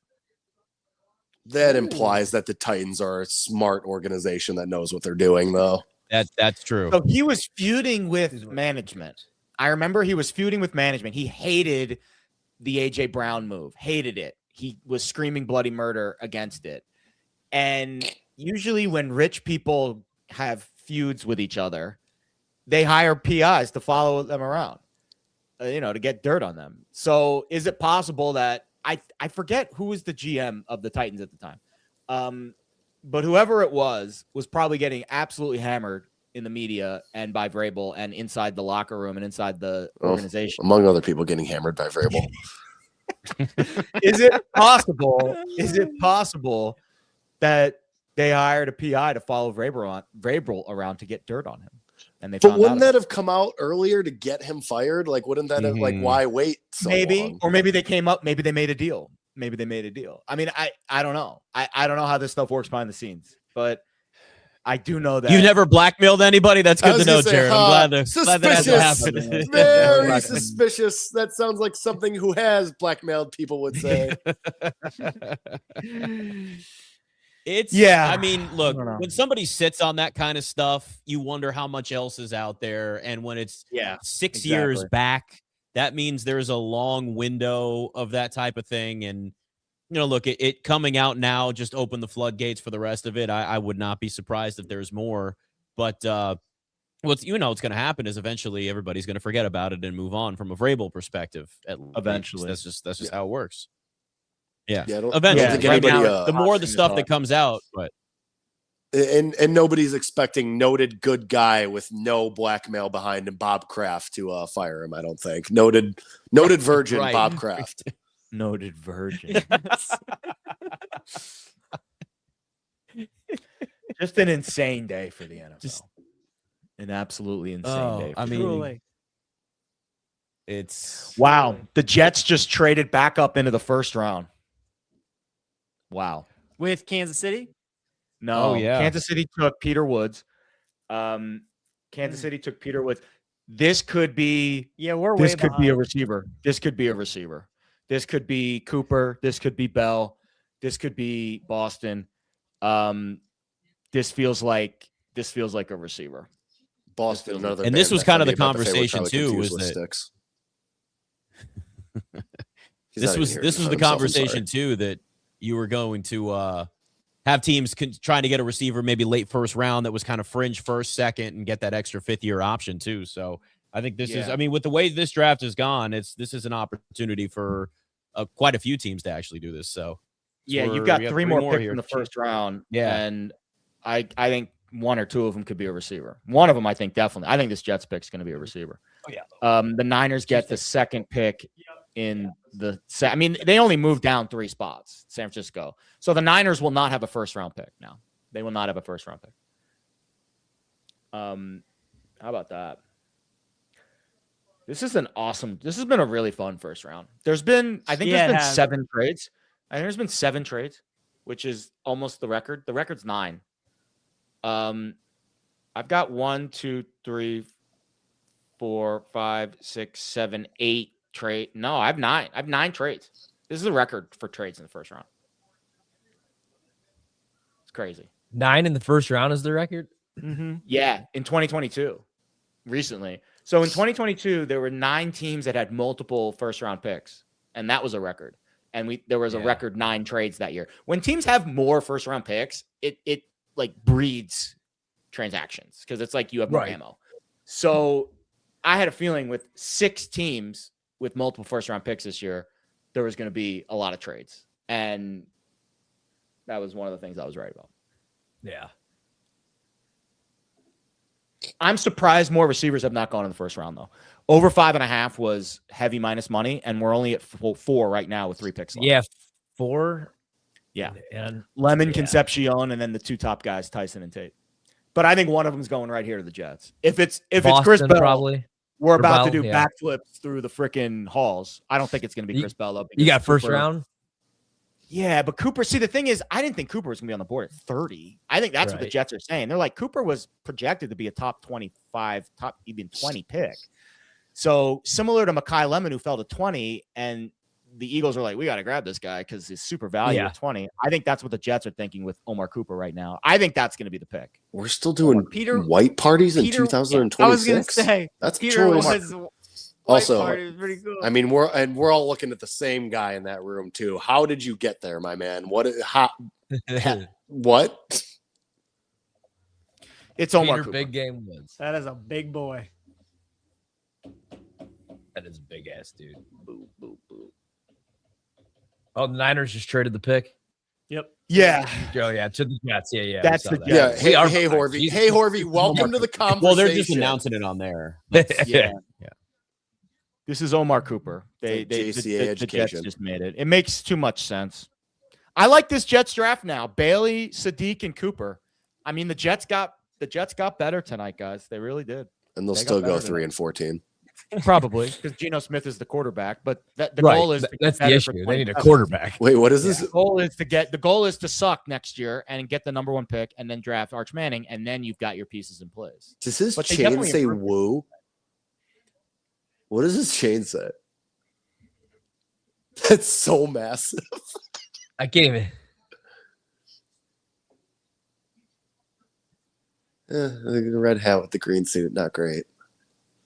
I guess they call him Woo, Jake. No need for the D and the S. Just hey, Woo. PJ, I forgot you were there because you've just neglected to talk to me this entire time. Peter Woo. I don't hate it. Do you not hate it?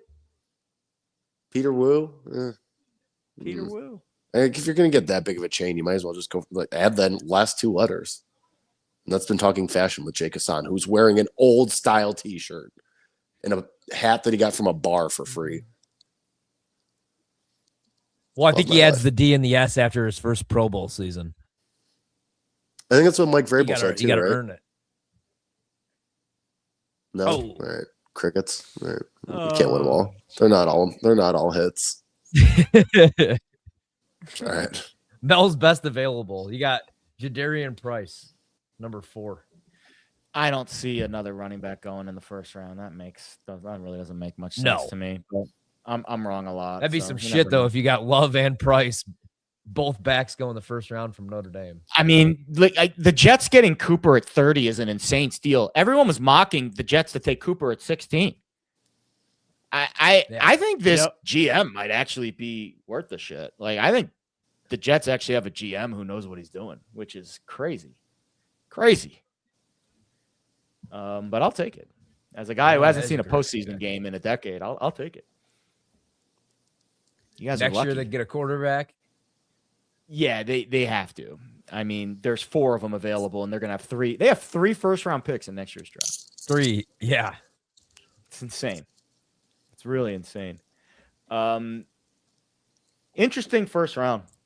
It looks like most of the chalk is going to prevail on a lot of the positional picks, except for safety. That was the one that everyone expected a third safety in the second round or in the first round, and we haven't gotten it yet. Still have 2 more picks, but I don't expect either of these guys to be I don't Either know of if these teams go safe. Buffalo, Seattle. Yeah. Yeah, I think it's Buffalo and Seattle. Man, I'll tell you what, if Buffalo was a team that I thought might take Chris Bell, because they've got Khalil Shakir and DJ Moore, who are both inside receivers. And they've got, obviously, going into a new stadium this year, they got Josh Allen in his prime. Joe Brady, OC, takes over the head coaching job. And I was like, you need like an alpha X receiver on the outside. You've got two slot guys, essentially, with Moore and Shakir. And just like that, the Titans are now on the clock as they have traded out of the first round. How about that? Bills just traded out of the first round with the Titans. So now the Titans are on the clock for 31. Man, Bills are accumulating a ton of trades. trades. Ton of picks. trades. Crazy.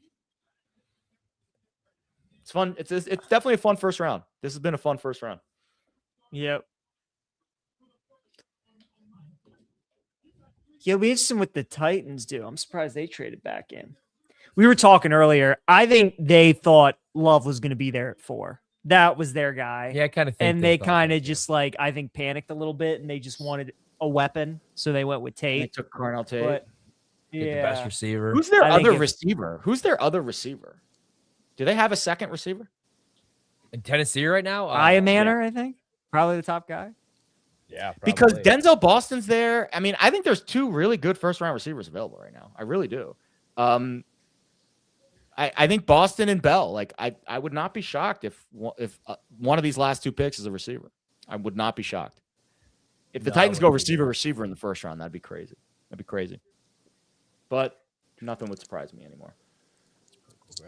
Receiver, I was told he barely knew her. Yeah.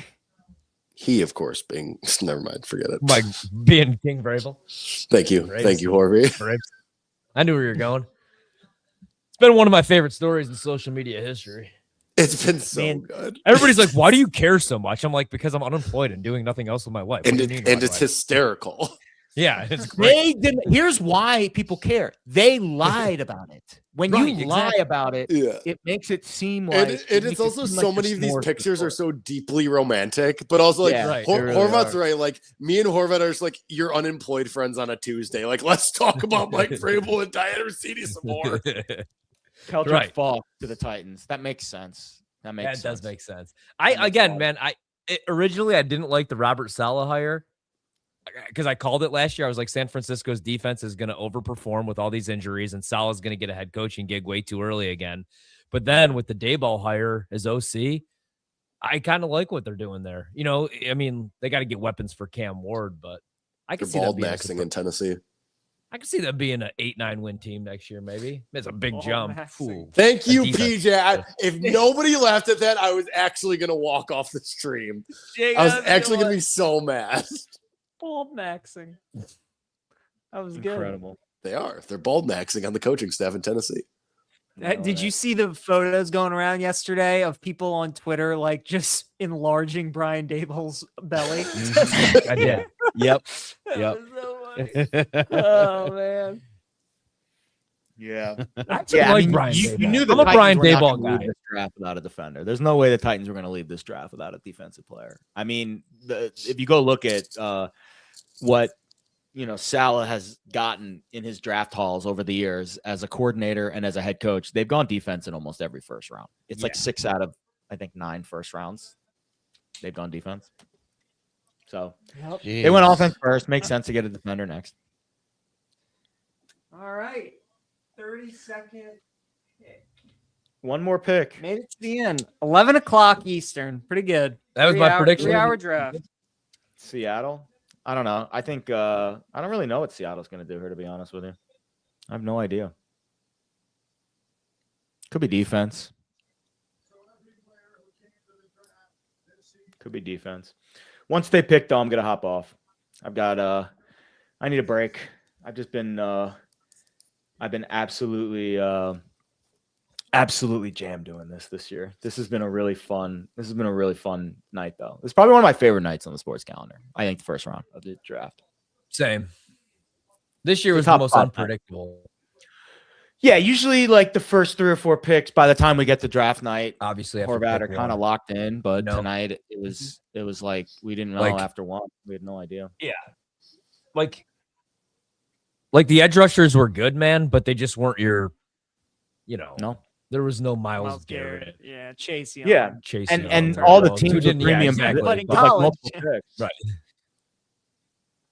Like for example, 5 of the last 6 picks have been trades in the first round. Like if Reuben Bain was 6'5" with the perfect arm length, then he's going number 2 overall. Yeah, And if exactly. he's got a clean, Like when you Yeah, the other watch shit. David Bailey though, like he does kind of give you the vibes of an elite. Of an pass elite. rusher. Oh yeah, dude. Yeah, 100%. But I think there's a lot of interesting selections tomorrow too, because I think there's a lot of players in the first round that we thought would go that didn't, and now we get a big run of them tomorrow. There's I think more there's ball 3 or maxing 4. in Tennessee right now. Lots of ball maxing. I think there's 3 or 4 like elite receivers that still. I really thought you were going to say there's 3 or 4 elite bald men. I'm not going to lie. I really thought that was about what you were about to say. Stanley I wish Tucci. I had your. I wish Stanley I had your. Stanley Tucci is an elite bald man. That's a great call. Thank you. He is. The Bills traded 3 times tonight. They traded down 3 times. So how many picks did they get? Like 7? Probably like a bunch of like later round picks. Yeah. Yeah. I think they got 6 or 7 the late, Oh wow, the Seahawks did take Jadarian Price. That's a big upset. That's their Someone Rashad made- Penny 2.0. Dude, wow, man. And that was the Someone one made I money wish- on that. Someone made big You money know on it. that. Yeah, I mean that's your perfect. That was a big replacement. underdog. That was a big underdog. I almost Jared took the 2 backs. I took the 2 quarterbacks early, not at the minus 275 or whatever. I had Simpson, but I almost took the 2 backs, just thinking somebody might take Price. That is a I good literally replacement risked for Walker, 60 units tonight, and I'm down 2 units the whole night.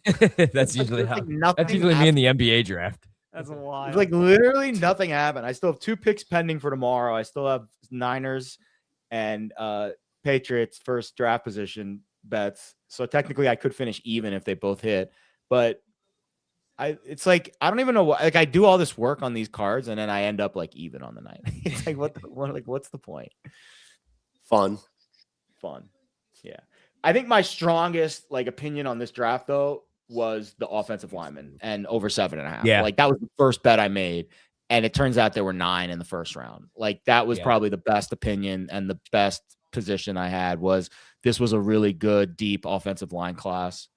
I'll let Jake make a dirty joke from that. And I don't know what you mean. I got nothing. I knew once the first tackle came off the board, we were going to get that run. I thought some more teams might move up, and it's crazy because we had all those trades, but yeah, you had the first tackle go 9th, so you had 9 tackles go from picks 9 to 28 in a 20 pick span. You had 9 tackles and 9 offensive linemen. You had a couple guards, no centers, but a couple guards. I think that'll be the takeaway for me is like a lot of teams got much better in the trenches tonight. I think that was the strongest position group of this draft was offensive line. yeah, no, I agree. Teams that needed tackles got them. Lions needed to fix up their offensive line. Yeah. Crazy. All right, y'all. It's been real. I appreciate you having me. But has it been fun? It has been fun because I was All right, here. man. Good to see you, guys. Jared. Good seeing you, man. See you, Peace out, Jared. guys. Good luck. Meanwhile, Jake Hassan still here. I ain't leaving. I ain't fucking leaving. Jake's still here. Jake, Why your does early my thoughts on the audio Bears mute defense? every time somebody leaves? Summer Oh, There he goes. what a disaster. Oh, good. Now I can talk again a little Yeah. bit. Listen, at some point it was like there's 8 people on here. I don't need to talk. We're good. That was my thing. You know, Jake's like, PJ, why don't you chime Yeah. in? I'm like, Well, I there's also 7 can't people on the hear. I stream. couldn't hear because, I didn't realize there's only a certain amount. It's another thing. Listen, that was the biggest group we've ever had consecutively on this. So there's certain things you have to add some layers as we go. Jake's back? No, why is he back? God, we're letting him back? What do you want? I would just like to say it's not my He's fault. talking to me. I don't have an ear in. So. No, it's not you. You're not that special. It's just every time one of these other jabronis leaves, I lose audio. I don't know. It's not my fault. It's never my fault. Usually, just ask any of my exes. It's not your fault. Thank you. Jake, Thank have you Horvat. still recovered from the Illinois Final Four loss? Why would you even Yeah, say fuck that to them, me? Jake. That was just mean. That's PJ. That was I would have just won Survivor if mean-spirited. it was for them. Yeah. Hey, Horvey, and I would have been was. happy forever. Like I don't like. Yeah, yeah. I drank a lot of Jameson that night. It was not. Well, I mean, it was fun at a certain point because then you kind That was of brutal. you get through the storm. I mean, I thought they were gonna win at a certain point. Like I thought they were going to win in the second half. I kept betting them live. I was like, shots I mean, shots aren't falling in the first half. When they got it down to hoop, that one hoop in the Final Four where it wouldn't roll around in the hoop. Yes. When they got it back to whatever 5-point deficit with like 4 minutes left, I was like, wait. I was like, wait a second. But no, I'm looking at who I just saw who they picked. Bit of a jump. Yeah. Both running Jadarian backs. Price. Name go in the first round. That's crazy. I feel like that would have been good money. You know what? I didn't even thought consider about that Seattle with the final pick would take replacement for And Walker. everybody was saying that they were going to take Price too, and they loved them. And they actually did. I always feel like you guys, like anytime like everybody has the same shit mocked, I'm like, that's not going to happen. this guy's doing and then way I too bet much. the opposite. This guy's doing way too much. Also, I have a take. If your mustache can't connect in the middle, you can't do it. You just got to shave it. You can't. You gotta let it go. That's like how my goatee is. There's just like a whole patch that misses, so I just can't do it. Yeah, I mean, like it's just I tried for years, Decisions have to be made. All right, guys. Before I go home, I'm going to say my biggest takeaway of the draft is I think that the Raiders got it right. I think they really needed a quarterback, and they got their guy. All right. Very big of you. Very big of you to my hot admit. take. Very Here's big my of you hot to take. admit. All these teams that passed on Ruben Bain because of his short arm size and the fact that he may have killed a person, I think they're all going to come to regret it because I think he's going to be an absolute 12 and a half sacks his rookie year. I hate defensive rookie of the year. I hate when you have to pass on somebody because they may have murdered another person in cold blood. Right? Hate when that That's happens. always tough when that happens. I don't know, Yeah, man. I really it's like never what you Washington want. did too. That's right. Sonny Styles, Sonny baby. Sonny Styles might be defensive rookie of the year. Let's go. I bet you I'm going to bet the Commanders to win the division too. I think the Eagles are going to be a disaster. The Vrabel factor. The Vrabel hammer. The Vrabel hammer. Vrabel hammer. The NFC East is wide open. Vrabel hammer It feels move. very wide open right now. I think the Commanders win the division. In fact, I'm going to bet it tonight. I'm going to stop at MGM National Harbor on the way home. Of course you are. See, the thing is, he's not kidding. That's actually going to happen. He's not He already kidding. was. He already was planning on saying that. that. He was already planning on doing that, and now he's like, "Well, now I have an excuse." Yeah, I got to text my wife. Sorry, babe. It's Sorry, 11 the Commanders got it right. They drafted Sonny Styles. I'll see you at 4 a.m. I gotta test out these vodka Red Bulls. No more. We don't need any more of those. We did that over the years. Those are so bad. No, not only am I hungover, but my skin's dry for like 4 weeks after I drink those. Terrible in so many ways. Not good for you. All right. I can't hear you, Jake, but thank you for coming on. One more look at my feet. If you'd like to look, there we I'm go. good. Nope, they're not going to show up in this shot. We'll go this way. Yeah, we're probably fine. It's like the Aaron Rodgers when he's showing the reporters the toe. Yeah, that's all this is. I was walking around just doing some grounding today. All right. At We're least done. the shoe's wife Everybody, is real. bye-bye. Bye, Jake. Bye.